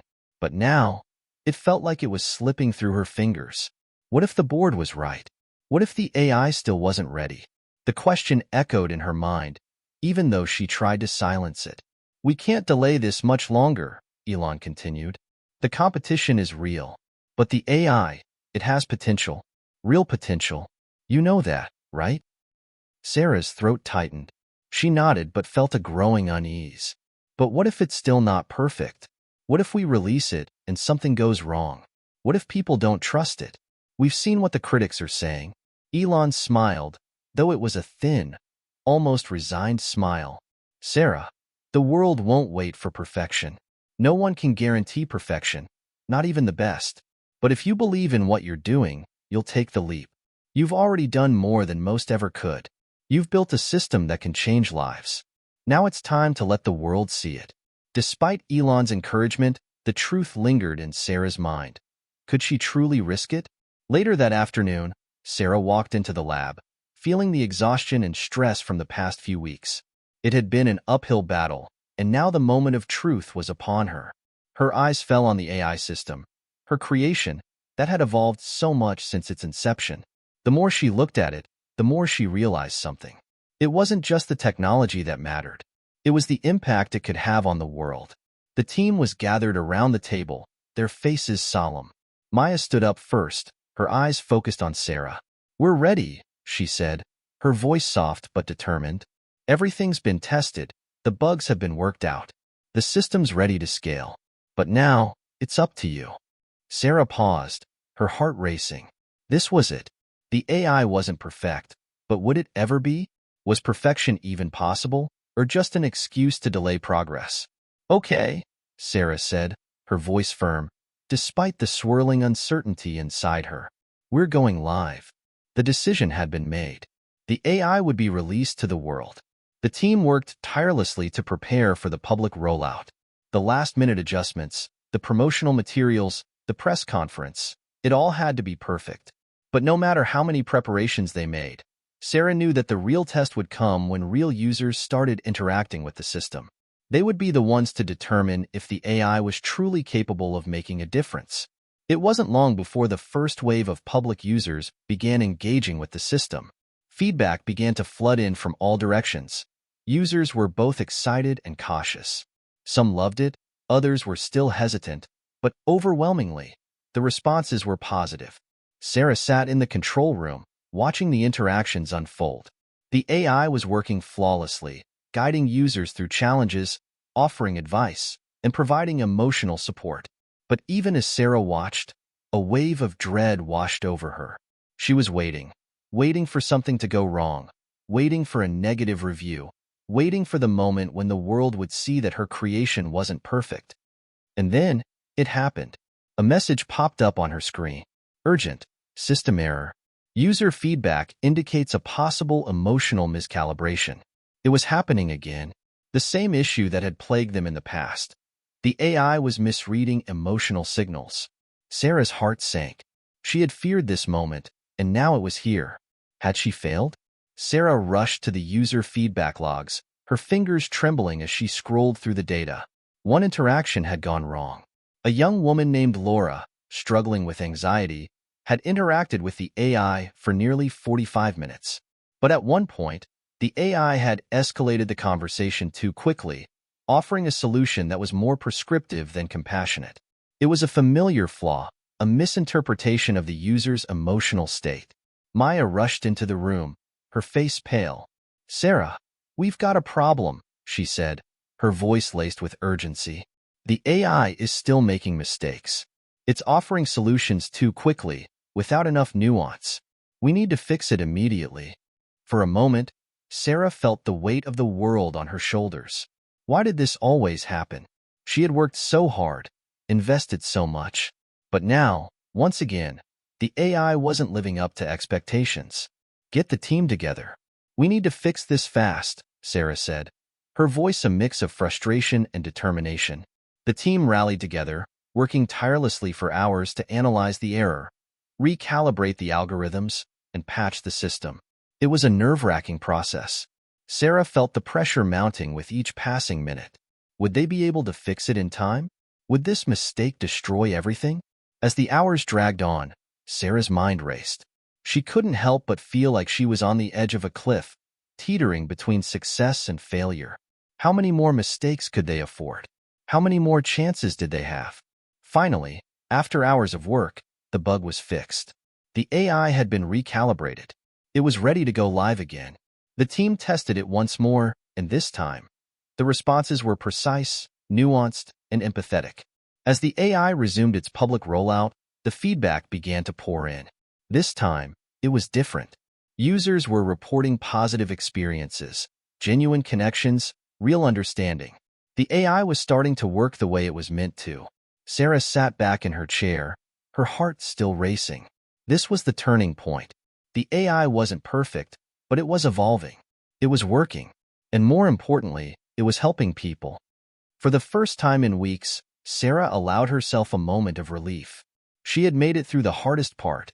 The AI had survived the real test. And now, there was no turning back. The weight of Sarah's decision to go public with the AI system had finally begun to lift. After days of adjustments and recalibration, she could feel the momentum building again. But even as things started to settle, Sarah knew that the true test of the AI's success wasn't just in the numbers or the analytics. It was in the lived experiences of the people who interacted with it. Now, as the AI continued its public rollout, it was time to see how it would perform on a larger scale. Sarah sat in front of her computer late one evening, watching the real-time feedback as users from around the world began using the AI. She had spent countless hours perfecting its algorithms, ensuring it could understand and respond to human emotions. But she also knew that real-world interactions were unpredictable. The feedback from the first few days had been promising, but this was different. This was the moment that would make or break everything. As Sarah scrolled through the messages, something caught her eye, a glowing review. A young man named Caleb, who had been struggling with depression for months, shared a message of gratitude. "I just want to thank you for creating this system. I've never felt understood like this before. It's like having someone who really listens. I don't feel alone anymore." The message was simple, yet powerful. Caleb wasn't the only one. Sarah continued scrolling, reading message after message from users whose lives had been touched by the AI. Some spoke about the system's ability to offer personalized advice, while others were grateful for its emotional support during moments of crisis. For the first time in weeks, Sarah allowed herself a small smile. But just as the sense of accomplishment began to wash over her, a new message popped up on her screen. "Sarah, we need to talk." It was from Elon. Sarah's stomach dropped. He had been keeping an eye on the project as well, but she hadn't heard from him in days. Her pulse quickened as she opened the message. "I just spoke with a few partners. They're impressed, but there's still a lot of concern. Some people are beginning to question whether the AI has the depth it needs. They're concerned it's too focused on providing simple answers and isn't offering enough emotional nuance. This could hurt us in the long run." The words hit Sarah like a ton of bricks. Was Elon's message a sign that the AI wasn't as successful as she thought? Her heart raced as she sat back in her chair, staring at the message. She knew that the AI was still far from perfect, but she had worked so hard to make it as good as possible. It wasn't just about getting the right answers, it was about connecting. But the AI needed to do more. It needed to adapt better, read between the lines, understand the complexity of human emotions. Sarah immediately called Maya into the room. "Maya, we've got a problem," she said, her voice urgent. "Elon's right. The AI is performing well, but it's still not getting the emotional depth right. People want real conversations, not just answers." Maya looked at Sarah, her expression one of concern but also determination. "I agree. The AI is missing that deeper connection. Maybe we need to add more layers to the emotional intelligence component. We've done the basics, but there's room to push further." Over the next few days, Sarah and the team worked around the clock to refine the AI's responses. They analyzed user feedback from multiple angles, paying close attention to emotional missteps, those moments where the AI's response felt out of place or overly simplistic. They added a new layer to the system, one that allowed the AI to better gauge emotional context and refine the way it processed different emotional states. The team also began implementing a more human-like tone, aiming to make the AI feel more like a companion rather than just a tool. But even with these improvements, Sarah knew the true test was coming. The AI had already been rolled out to a wide audience, and now, the world would be watching closely. This was its chance to prove that it could truly understand and help people. If it failed now, all the progress, all the hope, would be shattered. Then came the day the first live demonstration was scheduled. The team gathered in the control room, Sarah standing in the middle, feeling the tension in the air. Cameras were set up, and an audience of investors, journalists, and mental health professionals were waiting. This wasn't just a demonstration of the AI's capabilities. It was a test of whether the system could withstand public scrutiny and provide the kind of value it promised. The world was about to see if Sarah's creation could meet the high expectations. The AI interface was displayed on a large screen, and the demo began. Sarah and Maya watched closely as the AI was introduced to Hannah, a volunteer who had been struggling with loneliness and self-doubt. Hannah sat in front of the screen, clearly nervous but hopeful. She typed in the prompt, something simple. "I've been feeling really down lately, like I don't matter." The AI responded almost instantly. "I'm really sorry you're feeling this way, Hannah. Sometimes life can feel overwhelming, but it's important to remember that you are not alone. Would you like to talk more about what's been going on?" The response was compassionate, but also concise. There was no attempt to give quick advice or offer generic solutions. Instead, the AI asked a question that encouraged further dialogue. Hannah took a deep breath and began typing. "I don't know if anyone understands what I'm going through. I feel like I've lost myself." The AI's response was subtle, yet the tone felt more authentic. It didn't rush to offer a solution, instead providing space for Hannah's emotions to be heard. "It sounds like you're going through a tough time. It can feel really isolating when you don't have anyone to talk to, but just talking about it can be a step toward healing. What's been weighing on you the most lately?" Hannah's face softened, and Sarah noticed the shift. The conversation wasn't perfect, but it was a far cry from the initial missteps the AI had made. It was moving in the right direction. This wasn't just an answer, it was a conversation. Hannah continued typing, her words coming more freely now, and the AI continued responding with understanding and empathy. As the conversation flowed, Sarah felt the pressure ease just a little. For the first time, she realized the depth of what the AI could achieve. As the demonstration concluded, there was an awkward silence in the room. Then, slowly, the applause started. It wasn't thunderous, but it was sincere. The AI had passed the test. The system had made mistakes, yes, but in this public trial, it had shown something even more valuable. It had the capacity to connect, to listen, and to understand. It wasn't a perfect solution, but it was a breakthrough. Later that night, Sarah sat in her office, reflecting on the day's events. For the first time in weeks, she felt a sense of pride. The AI had made it through the public test, but more than that, it had proven its potential. But the battle was far from over. Now, it was time to scale the AI, to build it into something that could truly change the lives of millions. The world had just seen the beginning of what it could do, and Sarah knew, deep down, that the true test was still ahead. After the success of the public demonstration, Sarah couldn't help but feel a rush of accomplishment. The AI had passed its first big test, but even as the accolades poured in, she knew the work was far from over. The world was watching, and with attention came new pressures. For the next few weeks, the AI gained significant traction. Media outlets were buzzing with stories about Sarah's breakthrough technology, and people from all walks of life began using the system. Sarah's inbox was filled with messages of support and excitement, but also with questions. Can the AI really understand the nuances of mental health? Is this system truly ready to be trusted with real people's emotions? Even Elon had called her several times, checking in and offering his own words of encouragement. "You've created something extraordinary, Sarah," he'd said. "But now, you've got to make sure it scales. This is bigger than us now. This could change everything." But as the AI continued to gain users, something unexpected began to happen. The ripple effect of its success started reaching corners of society that Sarah hadn't anticipated. The AI wasn't just being used by individuals struggling with mental health issues. Corporations were adopting it to improve employee well-being. Governments in different countries started exploring its potential as a tool for social services. Even schools and universities were experimenting with the AI as a virtual counselor for students.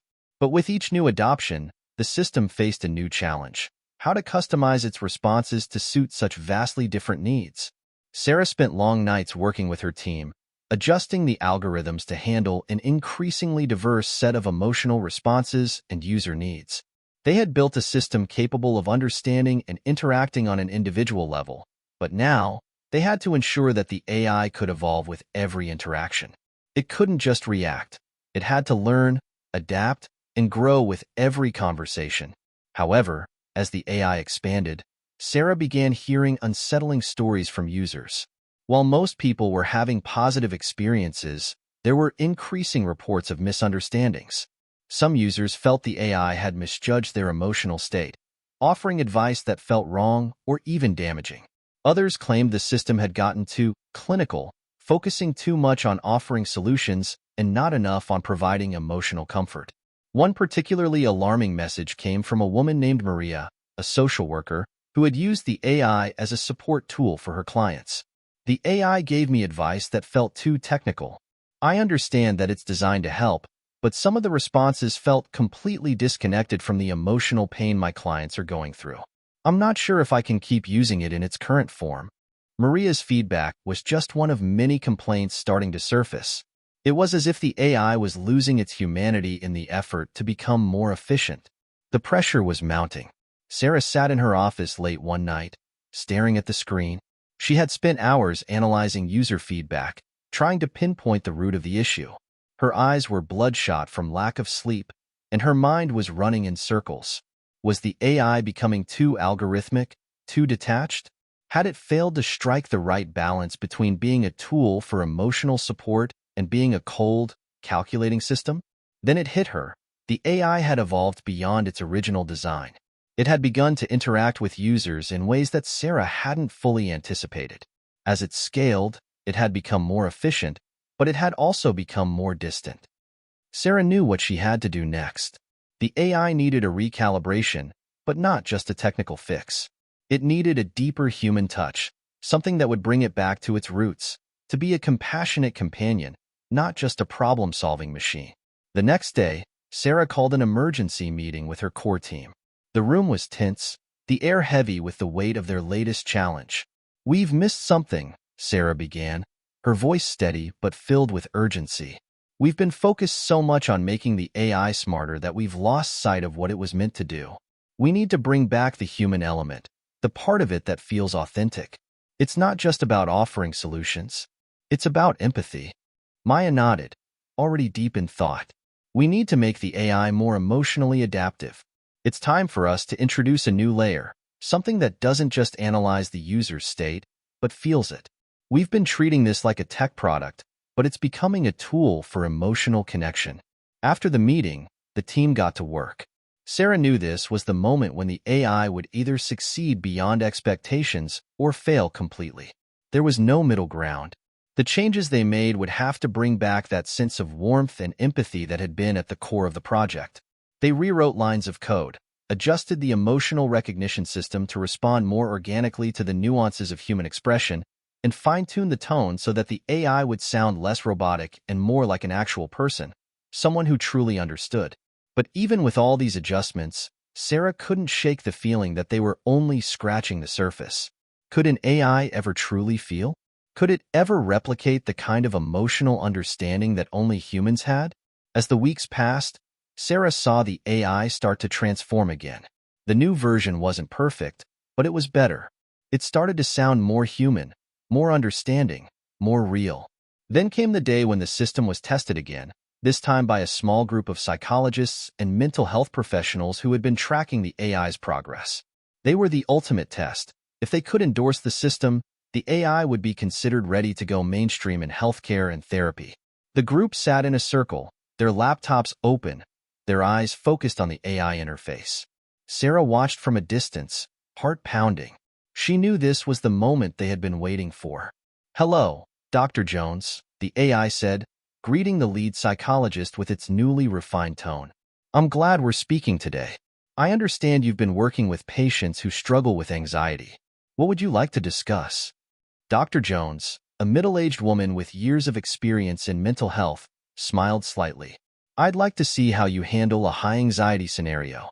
One of my patients often struggles with overwhelming fear of public speaking. Let's see how you guide them through that." The AI responded almost immediately. Public speaking can be challenging for many. It's important to first acknowledge the fear and to remind yourself that the fear you feel is normal and does not define you. Would you like to explore strategies for overcoming that fear together? The room was quiet. Sarah's breath caught in her chest. She watched the psychologists nod to one another, impressed by the level of compassion in the response. The next few hours were a blur of conversations, simulations, and scenarios. Each interaction was better than the last, each response more nuanced, more grounded in real-world mental health practices. Finally, Dr. Jones closed her laptop and stood up. "I think we've seen enough. Sarah, your team has created something remarkable. The AI has grown, and it now feels like a truly supportive tool, one that can change how we approach mental health." A wave of relief washed over Sarah. For the first time in weeks, she could breathe again. They had done it. The AI was no longer just a product. It had become a companion. But even as Sarah basked in the moment of success, she knew one thing for sure. The real work was just beginning. The AI's success had transcended borders. What had started as a small project in Sarah's makeshift lab was now a global phenomenon. The world was watching, and the stakes had never been higher. But with the spotlight came new challenges, both professional and personal, that would test Sarah like never before. The team had just wrapped up a meeting with an international group of stakeholders, including governments, nonprofits, and corporate giants. Each organization was eager to integrate Sarah's AI into their systems. Some saw it as a way to enhance mental health services, others as a way to improve customer service or even provide personalized experiences for employees. For Sarah, this expansion felt like a dream come true. But deep down, she knew there was a dark side to this rapid success. Ethical concerns, privacy issues, and oversight were mounting. Every new partner seemed to bring a new set of questions, and some of them weren't so easy to answer. That afternoon, Sarah met with Maya in the conference room. They had been working late every night for weeks, discussing how to scale the AI without compromising its core values of empathy and human understanding. "I'm not sure about all these partnerships, Maya," Sarah admitted, her voice tired but filled with concern. "Some of these companies want the AI to push specific agendas. They're interested in personalization, but I'm not sure if we can control how they use the system in ways that benefit people, not just profit." Maya nodded, her fingers tapping the table nervously. "I know what you mean. And on top of that, we've been getting more and more complaints. Some users are feeling overwhelmed by how much personal data the system gathers in order to understand their emotions. We need to tighten up the way we handle that information, or we'll be facing a privacy crisis." Sarah leaned back in her chair, staring at the ceiling, her mind racing. The AI had been designed with the best intentions, to connect, to support, to understand.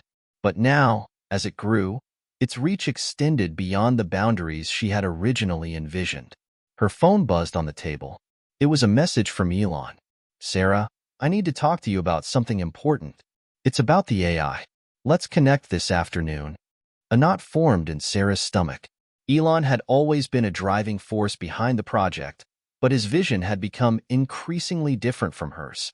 He believed in scalability above all else, while Sarah still held onto the core values of empathy and humanity. She quickly texted back, agreeing to a call. As soon as the connection was made, Elon's familiar face appeared on the screen. "Sarah," Elon began, his tone brisk and businesslike. "I've been hearing a lot of good things about the AI, but I need to know. Can we make it more profitable?" Sarah blinked, taken aback. "What do you mean, Elon? The AI has already been deployed in so many sectors. It's already making an impact."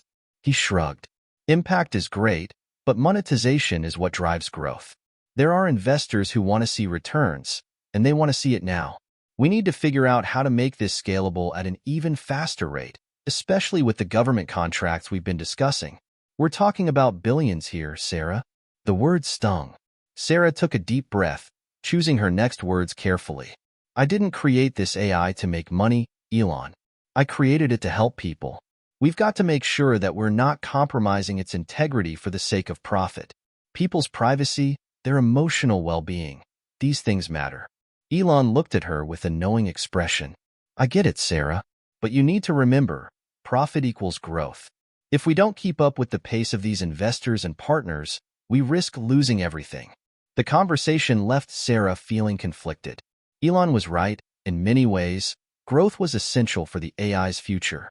But she couldn't shake the feeling that something more important was being overshadowed in the process. What good was creating a tool for human connection if it came at the cost of people's trust? As the days passed, the ethical dilemmas weighed heavily on Sarah's mind. She and the team worked tirelessly to enhance the AI's capabilities, but the privacy concerns and the possibility of exploitation were always there, lurking in the background. Then came the next challenge, a scandal that would shake the AI's reputation to its core. It all started with a whistleblower, a former engineer at one of the major corporate partners that had integrated Sarah's AI into its customer service platforms. The engineer, who had worked on customizing the AI for business use, leaked confidential information about how the AI was being used to track and manipulate consumers' emotions. The story went viral. Headlines screamed, "AI system manipulating emotions for corporate gain. Is your AI listening to your secrets? How companies are exploiting personal data."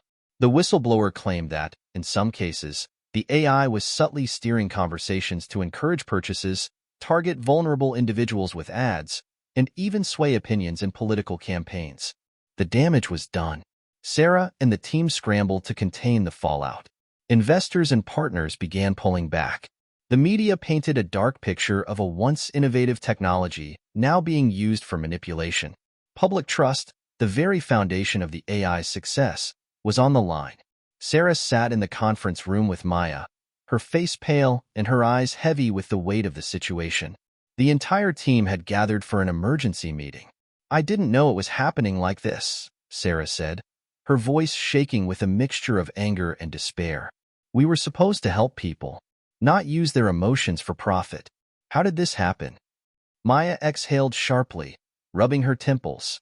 "We didn't catch it in time, Sarah. It's like we've created a tool that's been weaponized against the very people we were trying to help. We have to fix this and fast." The team went into overdrive mode, working to shut down any systems that were using the AI inappropriately. They sent out public statements, issued apologies, and promised to audit every part of the system. The whistleblower's claims were investigated, and they worked with privacy experts to ensure that the AI was no longer being used in any manipulative ways. In the midst of this chaos, Sarah received a call from Elon. His voice was grim but professional. "Sarah, this is bad. Really bad. The media is hammering us, and investors are pulling out left and right. I don't know if we'll be able to recover from this." Sarah's heart sank, but she couldn't let fear paralyze her. She had worked too hard for this to fall apart. "We're not giving up, Elon," she said, her voice steady with determination. "We'll fix this. We'll prove that the AI can be used for good again. But we need to regain people's trust, and that's going to take time." The next few weeks were a blur of damage control and rebuilding. Sarah, Maya, and the team worked around the clock to fix the AI's security flaws, tighten privacy protections, and rework the partnerships that had been exploited. It wasn't easy, and the pressure weighed on Sarah's shoulders. But through it all, she clung to the core values that had inspired her from the beginning: connection, empathy, and making the world a better place. As the dust began to settle, Sarah found herself standing at a crossroads. The global spotlight was brighter than ever, and the challenges had grown more complex. But despite everything, she couldn't shake the feeling that the AI's true potential, to help people in ways never before imagined, was still out there, waiting to be realized. Sarah closed her eyes for a moment, gathering her thoughts. She was about to face the hardest decision of her life: to keep pushing forward, to rebuild the trust she had lost, or to walk away. But one thing was clear: she couldn't give up now. The days following the scandal felt like a constant battle to reclaim everything that had been lost. Sarah's email inbox was flooded with apologies from partners, but the damage had already been done. The media had painted a narrative that would be hard to change. The AI, which had once been hailed as a beacon of hope, was now associated with manipulation and exploitation. But Sarah wasn't someone who gave up easily. She sat at her desk, her mind swirling with ideas, but nothing seemed to cut through the overwhelming weight of the crisis. The company was at a crossroads. Should they keep pushing the AI forward, despite its tarnished reputation? Or should they pull back entirely and start from scratch?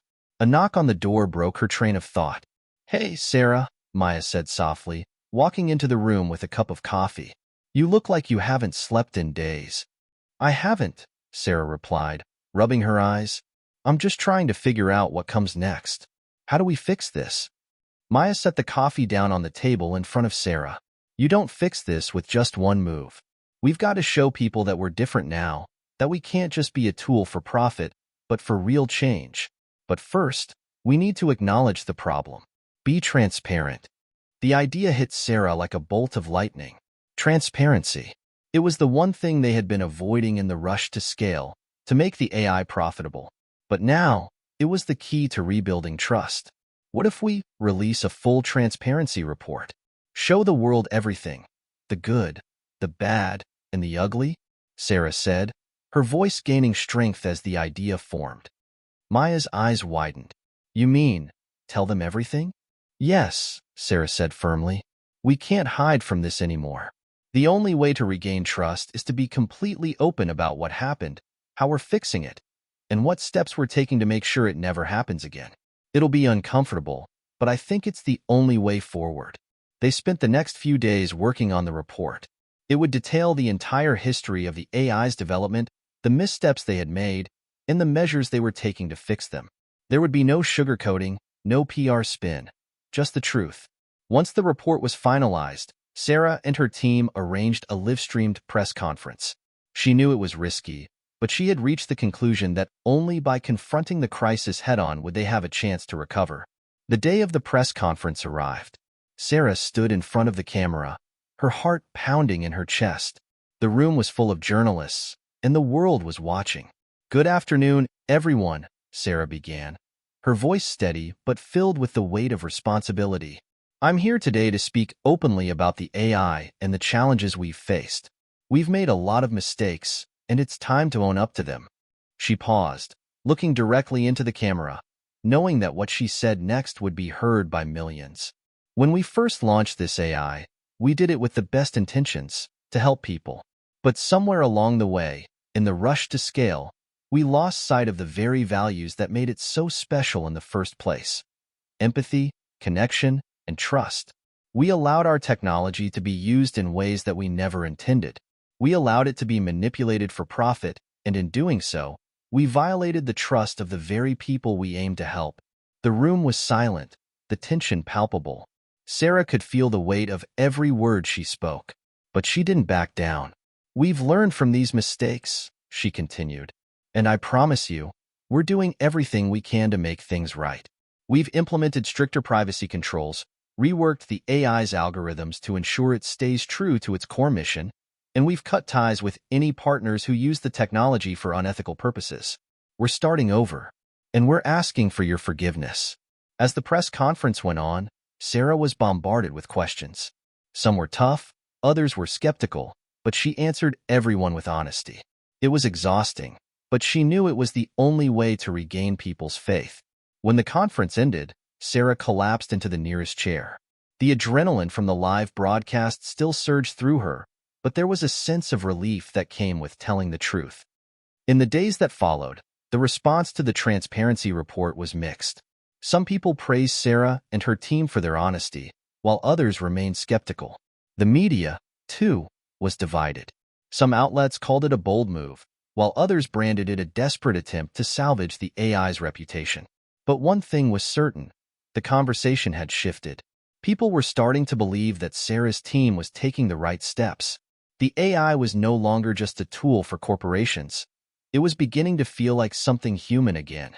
One morning, a familiar face appeared in Sarah's inbox, an email from Elon Musk. His subject line read, "Let's talk."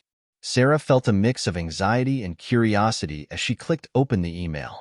"Sarah, I've been following everything. You took a huge risk with that transparency report. I wasn't sure it would work, but it seems like you've turned things around. I'm impressed. Let's catch up soon." A small smile tugged at Sarah's lips. She hadn't expected Elon to be so supportive after the fallout. His words were a glimmer of hope in an otherwise difficult time. But there was still so much work to do. They had to rebuild not just the technology, but the culture around it. Then came a call from one of their biggest partners, Global Health Initiative, a nonprofit focused on improving mental health worldwide.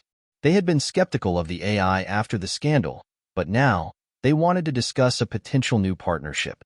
"We've seen your transparency," the director of the initiative, Dr. Naomi Price, said during their call, "and we believe in the work you're doing. We think we can help you take this AI to places where it's truly needed: underserved communities, low-income families, and even refugee camps. Let's explore what we can do together." Sarah's heart skipped a beat. This was exactly the kind of partnership they needed, the kind that focused on humanitarian efforts, not just corporate gains. The opportunity was a turning point. With Dr. Price's help, they could reimagine the AI as a global resource, one that wasn't just about profit, but about impact. In the weeks that followed, Sarah and her team worked closely with the Global Health Initiative to design a new version of the AI, one that would serve as a global mental health support system. They focused on low-resource settings, creating a version of the AI that was simple, accessible, and built with cultural sensitivity in mind. For the first time in months, Sarah felt a sense of purpose she hadn't felt in a long time. The AI was finally becoming what it was always meant to be. As Sarah sat down at her desk that evening, a familiar quote crossed her mind: "The road to success is always under construction." She knew the road ahead would still be difficult, but she also knew that the AI was finally on the right path, the path that had always been about helping people, not exploiting them. The success of the transparency report had been a necessary step, but Sarah knew it was only the beginning of a much larger journey. The AI was no longer simply a groundbreaking piece of technology, it was a symbol of change. It had gone from the brink of disaster to a hopeful vision of what technology could do for humanity. But that hope had to be reinforced every day, and Sarah was ready to do whatever it took. The first big step was partnering with Global Health Initiative. Dr. Naomi Price, the director, had become one of Sarah's most trusted allies. Together, they created a plan to deploy the AI in some of the most underserved communities across the globe. "We need to make sure this doesn't just become another tool for the rich and powerful," Naomi had said. "The people who need it most, those who can't afford mental health services or even basic emotional support, are the ones we have to reach." As they worked together on the implementation plan, Sarah had one goal in mind: to make the AI as universal as possible. The tech had to be simple, intuitive, and adaptable to different cultural and economic realities. This would not be a one-size-fits-all solution.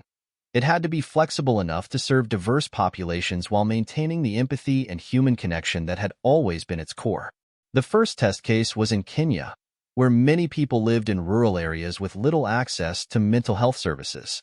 Sarah, Naomi, and the team worked alongside local NGOs to introduce the AI in ways that felt organic to the community. The idea was simple: build trust first. Instead of pushing a clinical approach, the AI would serve as a supportive friend, someone who could listen, offer emotional guidance, and help people process difficult emotions without judgment. Sarah was both excited and nervous as they launched the pilot project. They worked with local volunteers, helping them learn how to use the AI and integrating it into their existing networks. The first reactions were a mix of cautious curiosity and hope. Many users had never interacted with technology that understood their emotions, and for some, it was a life-changing experience. One volunteer, Amina, had shared her story with Sarah during a check-in call. "This AI, Sarah, it's not like anything I've ever known. It listens, really listens. And when I was feeling hopeless about my work, it reminded me that I have a purpose. It's like a friend who always knows just what to say." Sarah felt a wave of gratitude. For the first time since the AI had been created, she felt like the vision she had worked so tirelessly to protect was finally coming true. The AI was helping people in a real way. As the days passed, more and more success stories came in from Kenya. Word of mouth spread, and soon they were getting requests from other regions in East Africa, South Asia, and even parts of South America. People were finding solace in the AI's ability to connect and offer support when nothing else was available. But the success of the project didn't go unnoticed in Silicon Valley.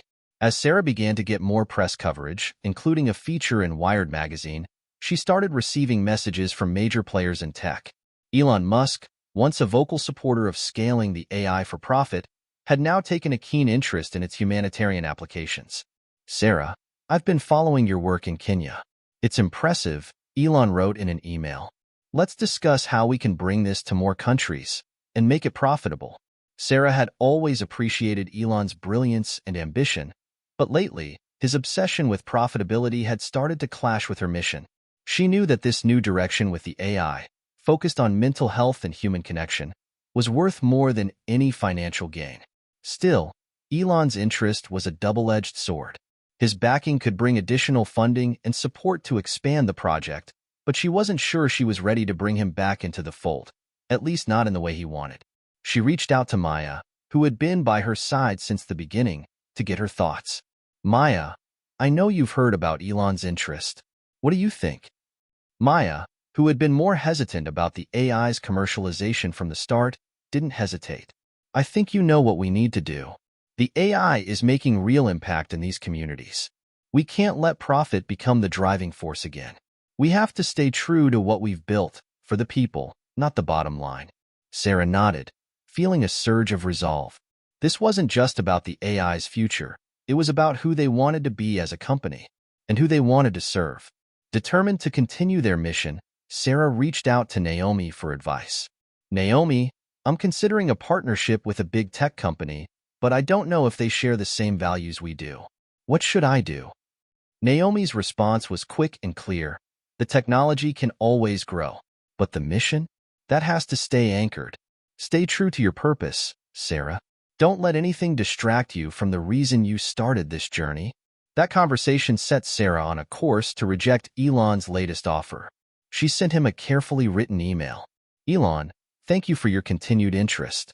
However, I believe the direction we're headed now, focused on human-centered development and accessibility, doesn't align with the current goals of your venture. At this stage, the AI is no longer just a business, it's a tool for change. And I can't let profit-driven motives alter its path." It was a tough decision. She knew that turning down Elon's offer might cost her the support she needed to scale the AI, but Sarah also knew that this was the right decision for the greater good. Weeks went by, and while some financial backers began to fall away, Sarah found unexpected support from organizations in the humanitarian space. She received calls from the United Nations, the World Health Organization, and other nonprofit groups that were eager to collaborate on the next phase of the AI's deployment. With Naomi's guidance, Sarah began laying out the groundwork for a new global initiative. Together, they would launch a global mental health campaign focused on reaching people who had never had access to emotional support or therapy. Their focus was on universality, making sure the AI could be deployed in developing countries, in refugee camps, and in remote rural areas. By the end of the year, they had secured partnerships with NGOs and global health agencies that saw the long-term value of Sarah's vision. Sarah felt an overwhelming sense of pride and accomplishment as she looked back at what they had built. It hadn't been easy. There had been moments of doubt, moments when she wondered if they could ever recover from the scandal or if the AI would ever truly become what she had dreamed of. But now, standing on the edge of something truly global, she knew they were on the right path. As she stood in the bustling Nairobi office, looking at the local team training community leaders to use the AI, Sarah felt her heart swell. This was what it was all about.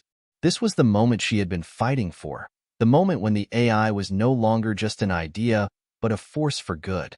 She had done it. The AI had a future, and it was a future she could be proud of. The days after the Nairobi launch felt like a blur to Sarah. There was so much to manage: new partnerships, scaling efforts, data analysis, and meeting with global health organizations. Yet, amid the whirlwind of activity, she felt a sense of purpose she had never experienced before. The AI was no longer just a tool for business or even just a project. It was a movement. As the AI continued to gain traction in Kenya, Sarah's team was busy laying the foundation for further expansion. They were working with local leaders in India, South America, and Southeast Asia to make sure the AI would be adapted to their specific cultural contexts. It wasn't just about language or access to technology. It was about understanding the local emotional landscape and how mental health was viewed in each place. Sarah had learned something incredibly important over the past few months. One-size-fits-all approaches don't work, especially when it comes to something as personal as mental health. In India, the AI had already been piloted in several urban centers, but Sarah knew the real challenge would be reaching rural areas. Many communities there viewed mental health issues with stigma, and there was a distinct cultural gap when it came to understanding the benefits of using technology for emotional support. To solve this, Sarah's team partnered with local grassroots organizations that already had trust within those communities. Together, they began training community health workers who would act as liaisons between the AI and the rural populations. They taught the health workers to introduce the AI as a simple tool that could assist them in their daily work, providing them with emotional support to avoid burnout. But there were challenges. In some areas, technology itself was seen with skepticism. Many people couldn't even afford smartphones, let alone trust an AI-based tool. So, Sarah and her team adapted, working on making the AI accessible through low-cost phones and exploring offline solutions for areas with poor internet connectivity. But it wasn't just in India that Sarah's team faced roadblocks. In South America, especially in Brazil, the project faced its own cultural hurdles. Many Brazilians were passionate about face-to-face interactions when it came to mental health, and using technology to deal with emotional issues seemed like an impersonal solution. They spent months working with local psychologists, social workers, and community leaders to ensure the AI's response wasn't too clinical or detached. The goal was to make it human, to give it a sense of warmth and compassion. Something Sarah had learned was essential for the AI's success. And it worked. The AI became a trusted tool for communities that had no access to therapists, and it started to be used in schools, hospitals, and refugee camps. As Sarah saw the reports come in, stories of children dealing with trauma, teachers supporting their students, families coping with mental health issues, she knew the AI was making a real difference. However, the road to global success wasn't without its complexities. With the AI's growing presence across the world came the challenge of security and privacy. They had built the AI to be empathetic, intuitive, and open, but now they had to ensure it could meet the regulatory requirements of various countries. Different governments had different data protection laws, and the ethical implications of AI in mental health were still being debated worldwide. To address these issues, Sarah expanded her team to include top-tier cybersecurity experts and ethics consultants. They worked day and night to ensure the AI met global standards and could be used without compromising user privacy. Despite these challenges, Sarah remained optimistic. She was no longer working just for herself or for a company. She was working for a greater cause, a cause that was now being recognized worldwide. Global organizations were beginning to take notice. One day, an unexpected email arrived from the United Nations. It was an invitation to speak at their Global Health Summit, a prestigious event attended by leaders, health experts, and organizations from around the world. The invitation was a testament to the AI's success, but it also represented the culmination of years of hard work. For Sarah, this was more than just a speaking opportunity. It was a chance to present the AI to an even larger audience, one that could help shape its future on a global scale. She knew she couldn't do it alone. She reached out to Naomi, her trusted partner at the Global Health Initiative, and asked if she would join her at the summit. "You've been with me from the beginning," Sarah said over the phone. "I can't imagine presenting this without you by my side." Naomi agreed immediately, and the two of them began preparing their speech. They knew the stakes were high. This was the moment they could use to accelerate the AI's global impact. On the day of the summit, Sarah and Naomi stood before an audience of thousands, world leaders, NGO heads, health professionals, and tech experts, each waiting to hear what they had to say about the future of mental health. Sarah's voice, calm and steady, broke the silence. "We've all heard the statistics," she began. "The world is facing a mental health crisis. Every year, millions of people suffer in silence because they don't have access to the help they need. In low-income countries, there are only a few mental health professionals for every 1,000 people. In some areas, there are none." The crowd listened intently as Sarah continued, her words resonating with truth. "The AI we've created isn't just a technological tool. It's a bridge between those who suffer in silence and those who have the knowledge and resources to help them. But it's not just about providing access. It's about changing the conversation. It's about making mental health a global priority." By the time Sarah and Naomi finished their presentation, there wasn't a dry eye in the house. The AI, which had once been seen as just another product, was now recognized as a game-changer in the fight for global mental health. The UN invited Sarah to sit on a panel with some of the world's leading figures in health and technology. They discussed everything from global access to mental health care, to ethical AI development, to innovative solutions for tackling mental health in resource-poor areas. As Sarah left the summit, she felt like they had reached a pivotal moment. This was bigger than anything she had ever imagined. The AI wasn't just a tool. It was becoming a movement, a global platform for change. People were beginning to see it for what it was, a force for good. But even with this success, Sarah knew they had only just begun. The AI was being used in dozens of countries, but it wasn't everywhere yet. There were still challenges to overcome, still barriers to break down. But for the first time in years, she wasn't worried. She was excited for what came next. As Sarah returned to her office, she received an email from Elon Musk. It was short, but it carried weight. "Sarah, I watched your presentation. I see now what you were trying to build. Let's talk." This time, Sarah was no longer unsure. She was ready.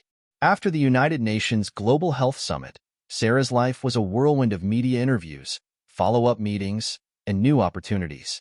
The AI had captured the world's attention, and now she was dealing with more interest and scrutiny than ever before. But the most significant development was the email from Elon Musk, which sat in her inbox for days before she finally decided to respond. She stared at the message for a long time, her finger hovering over the reply button.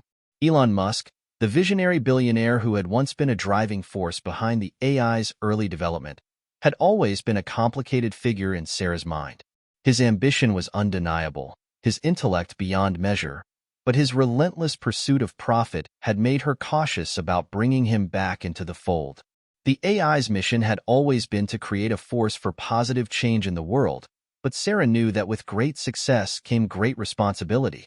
If she welcomed Elon back into the fold, what would that mean for the AI's future? Would his corporate interests clash with the AI's human-centered goals? She decided to meet him face-to-face, not in a conference room, but in a quiet, neutral space, one that would allow them to speak candidly about their intentions. The meeting was set for a week later, at a private coffee shop near the coast. Elon was already there when Sarah arrived, sitting at a table by the window, looking out at the ocean. The soft breeze rustled his silver hair as he turned to greet her with a warm smile. "Sarah, good to see you again," Elon said, standing up to shake her hand. "I have to say, your presentation at the summit was incredible. You've done something no one thought was possible." Sarah nodded, her mind racing. She had always respected Elon's mind, but she also understood the need for boundaries. "Thank you, Elon. But it's not just about the technology. It's about the people it's serving. And we're still in the early stages," Sarah replied, taking a seat across from him. "So, tell me, what did you mean when you said, 'Let's talk'?" Elon leaned forward, his expression earnest. I think we're at a tipping point, Sarah. The AI you've built has the potential to change the world, not just for the betterment of people in underserved areas, but for the global economy. Think about it. He paused, as though weighing his words carefully. Imagine a future where this technology is integrated into healthcare systems worldwide. We could revolutionize mental health care, reduce the need for human therapists in some cases, and make therapy more accessible than ever before. Sarah felt her chest tighten at his words. She had always been wary of Elon's belief in scaling up. He viewed growth and profitability as intertwined. She had to be careful. And what about the people? Sarah asked, trying to keep her voice calm. What happens to the individuals you've always talked about helping? How do we ensure the AI doesn't just become another tool for corporate interests? Elon paused, as if to gather his thoughts. I understand your concerns, Sarah. And honestly, I've thought a lot about this since the summit. I see the impact your AI is having. But the truth is, if we don't scale this quickly, others will. Others with less noble intentions. And when that happens, it might be too late for people who need this technology the most. Sarah leaned back in her chair, processing his words. She had always believed that the AI's success didn't lie in its commercial potential, but in its human potential, in its ability to reach hearts as well as minds. But she understood what Elon was saying. To truly make an impact, the AI needed widespread access, resources, and support. Scaling is important, Elon, Sarah said carefully, but I want to make sure we do it ethically. I want the AI to be a tool for healing, not for profits. The people we're helping, they come first. We can't lose sight of that. Elon nodded, his expression softening. I agree with you. I never want to lose sight of that either. But I also believe that with the right resources, we can keep the humanity of it intact while reaching more people. If we don't have the resources to scale up quickly, we risk others coming in with inferior models that exploit people for profit. And we both know what happens then. Sarah exhaled slowly. Elon's words were persuasive. He wasn't wrong. The reality was that the world was competing for the attention of underserved communities, and without the necessary funding, infrastructure, and reach, the AI could easily fall behind or be overtaken by companies with less noble motives. Elon was offering capital, expertise, and an audience that could propel the AI to the next level. Let me think about it, Sarah said, feeling the weight of the decision. She wasn't ready to make a snap judgment, especially not on something as critical as the future of the AI. Elon stood up, extending his hand. I understand, Sarah. Take your time. But know this, I'm committed to helping you, no matter what direction you choose. Just don't take too long. The clock is ticking. As Sarah left the coffee shop, her mind was a whirlpool of conflicting emotions. She had just been offered the opportunity of a lifetime, the chance to take the AI to a global scale, with the backing of one of the most influential people in the world. But it came at a cost. The AI's mission to serve the greater good might get swallowed up in a tidal wave of corporate interests, and Sarah wasn't sure she was ready to risk that. For the next few days, Sarah reflected deeply on her options. She met with Maya, Naomi, and the core team, each conversation deepening her understanding of the stakes at play. Each one of them offered valuable insights into the AI's potential, but also the ethical dilemma of scaling with Elon's backing. I know Elon's idea has merit, Maya said during one of their discussions. But you've worked so hard to make sure this isn't about just making money. We can't let his vision override our vision. Naomi agreed. I think what we're building here is bigger than all of us. It's a movement for mental health. But if we're going to scale it, we need to do it responsibly. The more Sarah thought about it, the clearer it became. The AI's future wasn't just about growth, it was about impact. It was about staying true to what they had always believed in. She finally made her decision. With a deep breath, Sarah opened Elon's email again. She carefully typed her response. Elon, I appreciate your offer, and I respect your vision for scaling the AI. However, after much thought, I've decided that the future of this project must stay focused on the people we're serving, not on maximizing profits. We have always believed in providing a human-centered solution, and I'm not willing to compromise on that. That said, I'd still love to continue our conversation on how we can collaborate in other ways, such as supporting local health initiatives or creating ethical partnerships that prioritize long-term impact. Thank you for understanding. She hit send. And just like that, Sarah knew she had made the right decision. It had been a week since Sarah had made the decision to decline Elon Musk's offer. The email had been sent, the response had been polite but firm, and now the weight of that choice seemed to settle over her like a heavy fog. On the surface, everything seemed fine. Her team was still working hard, and the AI's momentum was still strong. But beneath the surface, a quiet storm was brewing. The decision to stay independent had consequences, and not just the kind Sarah had anticipated. While the world celebrated her commitment to a human-centered mission, the tech world and the investing community were less forgiving. It started subtly. A few pundits began to question Sarah's vision in the media. They applauded her idealism but pointed out the impossibility of scaling without the vast resources that someone like Elon Musk could provide. Can Sarah really take this global without losing control of her mission? One article asked. Another suggested, it's noble to focus on ethics, but can you afford to be ethical when you're up against billion-dollar companies? The criticisms were swift, biting, and relentless. Some were valid questions, while others felt more like attacks on her ability to make this work. But Sarah had no time to dwell on the negative feedback. She had a mission to complete, and her commitment to the people she was serving kept her grounded. But there was one unseen battle that Sarah hadn't expected, the one playing out behind closed doors at the very organizations she had spent years working with. Her phone rang one evening as Sarah sat at her desk, staring at the latest round of analytics. It was Naomi. Sarah, we need to talk. Now, Naomi's voice was tense, and Sarah could immediately sense the urgency. What's going on? Sarah asked, her stomach tightening. There's been a shift, Naomi said. A few of our key partners, the ones in healthcare, are questioning whether we can continue moving forward without the kind of investment that Elon Musk was offering. I've had calls with foundations, even with a few government agencies, and they're starting to doubt whether we can scale the AI in a sustainable way. There's pressure from all sides.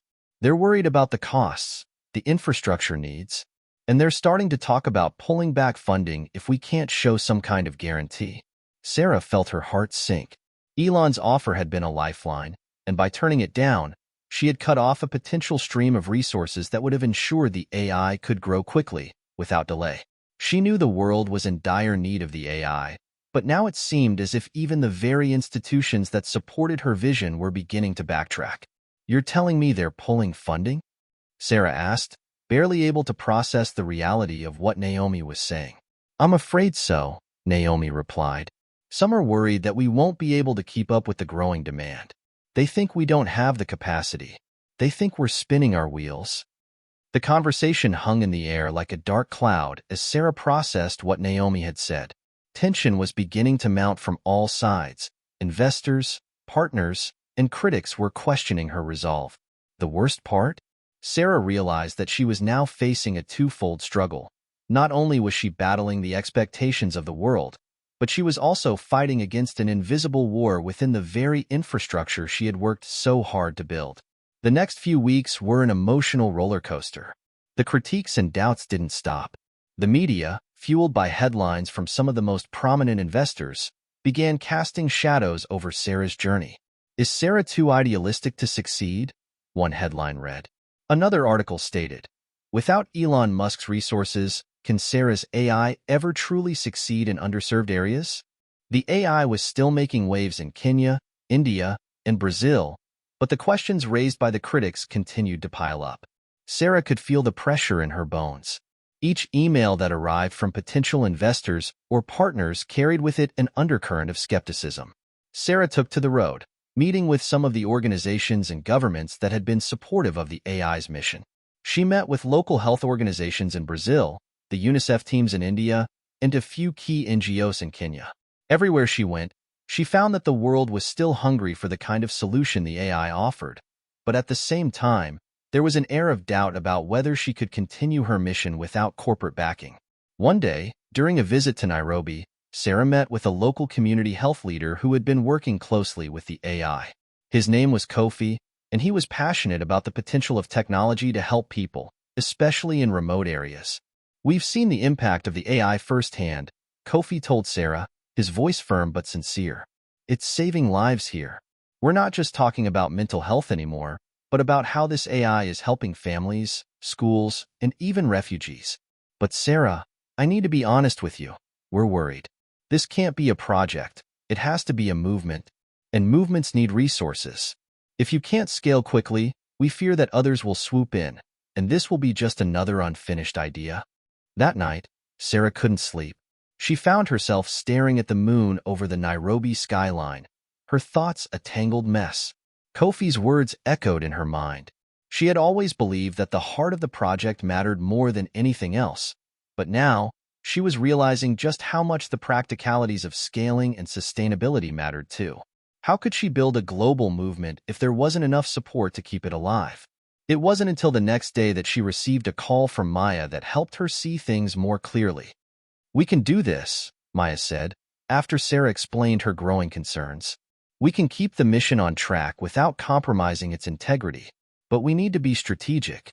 It's about finding ethical investors, looking for partnerships with like-minded companies, and yes, scaling in a responsible way. The answer isn't in just rejecting the big players, Sarah. It's about finding a middle ground." Sarah knew Maya was right. She didn't have to face this battle alone, and there was a way forward that wouldn't compromise the mission she had so carefully built. The next day, Sarah called a meeting with her core team. She laid out her plan for moving forward, a two-pronged approach. First, they would continue to work with grassroots organizations to maintain their stronghold in the communities that needed them most. Second, they would begin negotiating with responsible investors who shared their values, making sure to maintain full autonomy over the AI's direction. "We're not going to let the critics win," Sarah said, her voice steady. "We will scale, but we will do it on our terms." The team rallied around her, the same way they always had. They had built something good, and they weren't about to let it fall apart. As Sarah stood before her team, she felt the weight of her mission more than ever before. The unseen battle wasn't just about critics or funding. It was about finding the strength to keep pushing forward, even when the world questioned whether it was possible. And that's exactly what she intended to do. The day had arrived.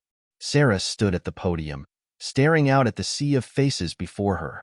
The Global Technology Summit was one of the most prestigious gatherings in the world, an event where visionaries, innovators, and billionaires from every corner of the globe came together to discuss the future of technology.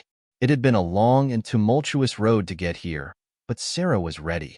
Her mind flashed back to the early days of the project, when it had been just an idea, just a dream. A dream to harness the power of artificial intelligence, not just to create something groundbreaking, but to use it to make a real difference in the lives of millions.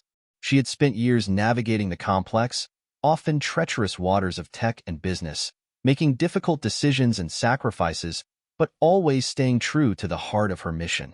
Now, she was standing on the edge of something far bigger than she could have ever imagined. The AI was thriving. It was already being used in over 30 countries, helping people manage their mental health, improve their well-being, and even rebuild their lives after trauma. The project was still independent, but Sarah had found a way to strike the balance between scaling and maintaining its human-centered mission. The crowd was buzzing with anticipation. The spotlight was on her as she approached the stage, her heart beating loudly in her chest. Sarah had spoken at many conferences before, but this felt different. This wasn't just another talk. This was the culmination of years of hard work. This was the moment when she would share the full story of the AI's journey and reveal the next chapter. She adjusted the microphone, took a deep breath, and began. "Ladies and gentlemen," she started, her voice steady but filled with emotion. "When I first set out to build this AI, I didn't know if it would work. In fact, I wasn't even sure that people would believe in it. I wasn't sure that the world was ready for a tool that could transform the way we think about mental health. But I knew one thing. It had to be done." She paused, looking out at the audience, feeling the weight of her words. "We've been told time and time again that we can't have both growth and ethics, that we can't scale without compromising our values. But today, I'm standing here to tell you that we can. We've proven that it's possible to build something that has real impact, that changes lives, and that does so without losing sight of what matters most: people." The crowd fell silent as Sarah spoke, captivated by her words. The skepticism that had followed her for months, the doubt about whether her vision could ever succeed, seemed to evaporate in the air. This wasn't just a tech presentation. This was a movement. She went on to outline the AI's progress, the partnerships they had forged, and the innovative ways they had used the technology to ensure its sustainability. She shared stories of real people, people who had received therapy through the AI, individuals who had found new hope and healing because of the tools they had created together. But Sarah knew that there was more work to be done, much more. As she spoke, her thoughts drifted to the next frontier. There were still so many communities to reach, so many people who had yet to benefit from the AI's help. The work couldn't stop here. It had to keep growing, but always with the same values at the core. The future of mental health is not just about technology, Sarah continued. It's about connection, empathy, and access. We have the opportunity to create a future where mental health is no longer stigmatized, where it's as accessible as any other aspect of healthcare. We're not just building an AI, we're building a movement for humanity. The room erupted into applause, and Sarah felt a sense of relief wash over her. She had been through so many doubts, setbacks, and sacrifices, but now, it seemed like the world was finally starting to see the AI for what it truly was, a force for good. After the presentation, Sarah was surrounded by people, investors, thought leaders, activists, everyone wanting to connect, discuss, and collaborate. The conversation shifted from skepticism to opportunity. There were still challenges ahead, of course. Scaling responsibly was still a top priority, and Sarah knew there were hurdles to jump. But for the first time in a long time, she felt a sense of peace. She had done it. She had stayed true to her vision and created something that mattered. And now, she was ready for whatever came next. The next few months were a blur of growth and excitement. Sarah's decision to reject Elon Musk's offer had turned out to be the right one. By forging ethical partnerships and seeking responsible investors, she had been able to scale the AI's impact without compromising its integrity. Her team expanded, and they built new capabilities, reaching new communities and providing even more personalized support for people struggling with mental health. It wasn't just about the AI anymore. It was about creating a global network of support for those who needed it most. One evening, after a long day of meetings and calls, Sarah sat alone in her office, looking out the window at the city lights. She thought about everything that had led her to this point, the struggles, the doubts, the moments when she wasn't sure if she could keep going. But as she thought about the thousands of people whose lives had already been changed, she knew that all of it had been worth it. As she sat back in her chair, her phone buzzed. It was a text from Maya. "We did it. The world is finally seeing the change we've always believed in." Sarah smiled, feeling a sense of fulfillment that only comes from knowing that you've made a difference. But more than that, she knew that the real work was only just beginning. The future of the AI and its mission was bright. It was a legacy in the making, a legacy of hope, healing, and humanity. And Sarah was just getting started. Hit subscribe and leave a comment with where you're watching from. This story might just spark a new beginning. What's one thing that always pushes you forward, even when things get tough?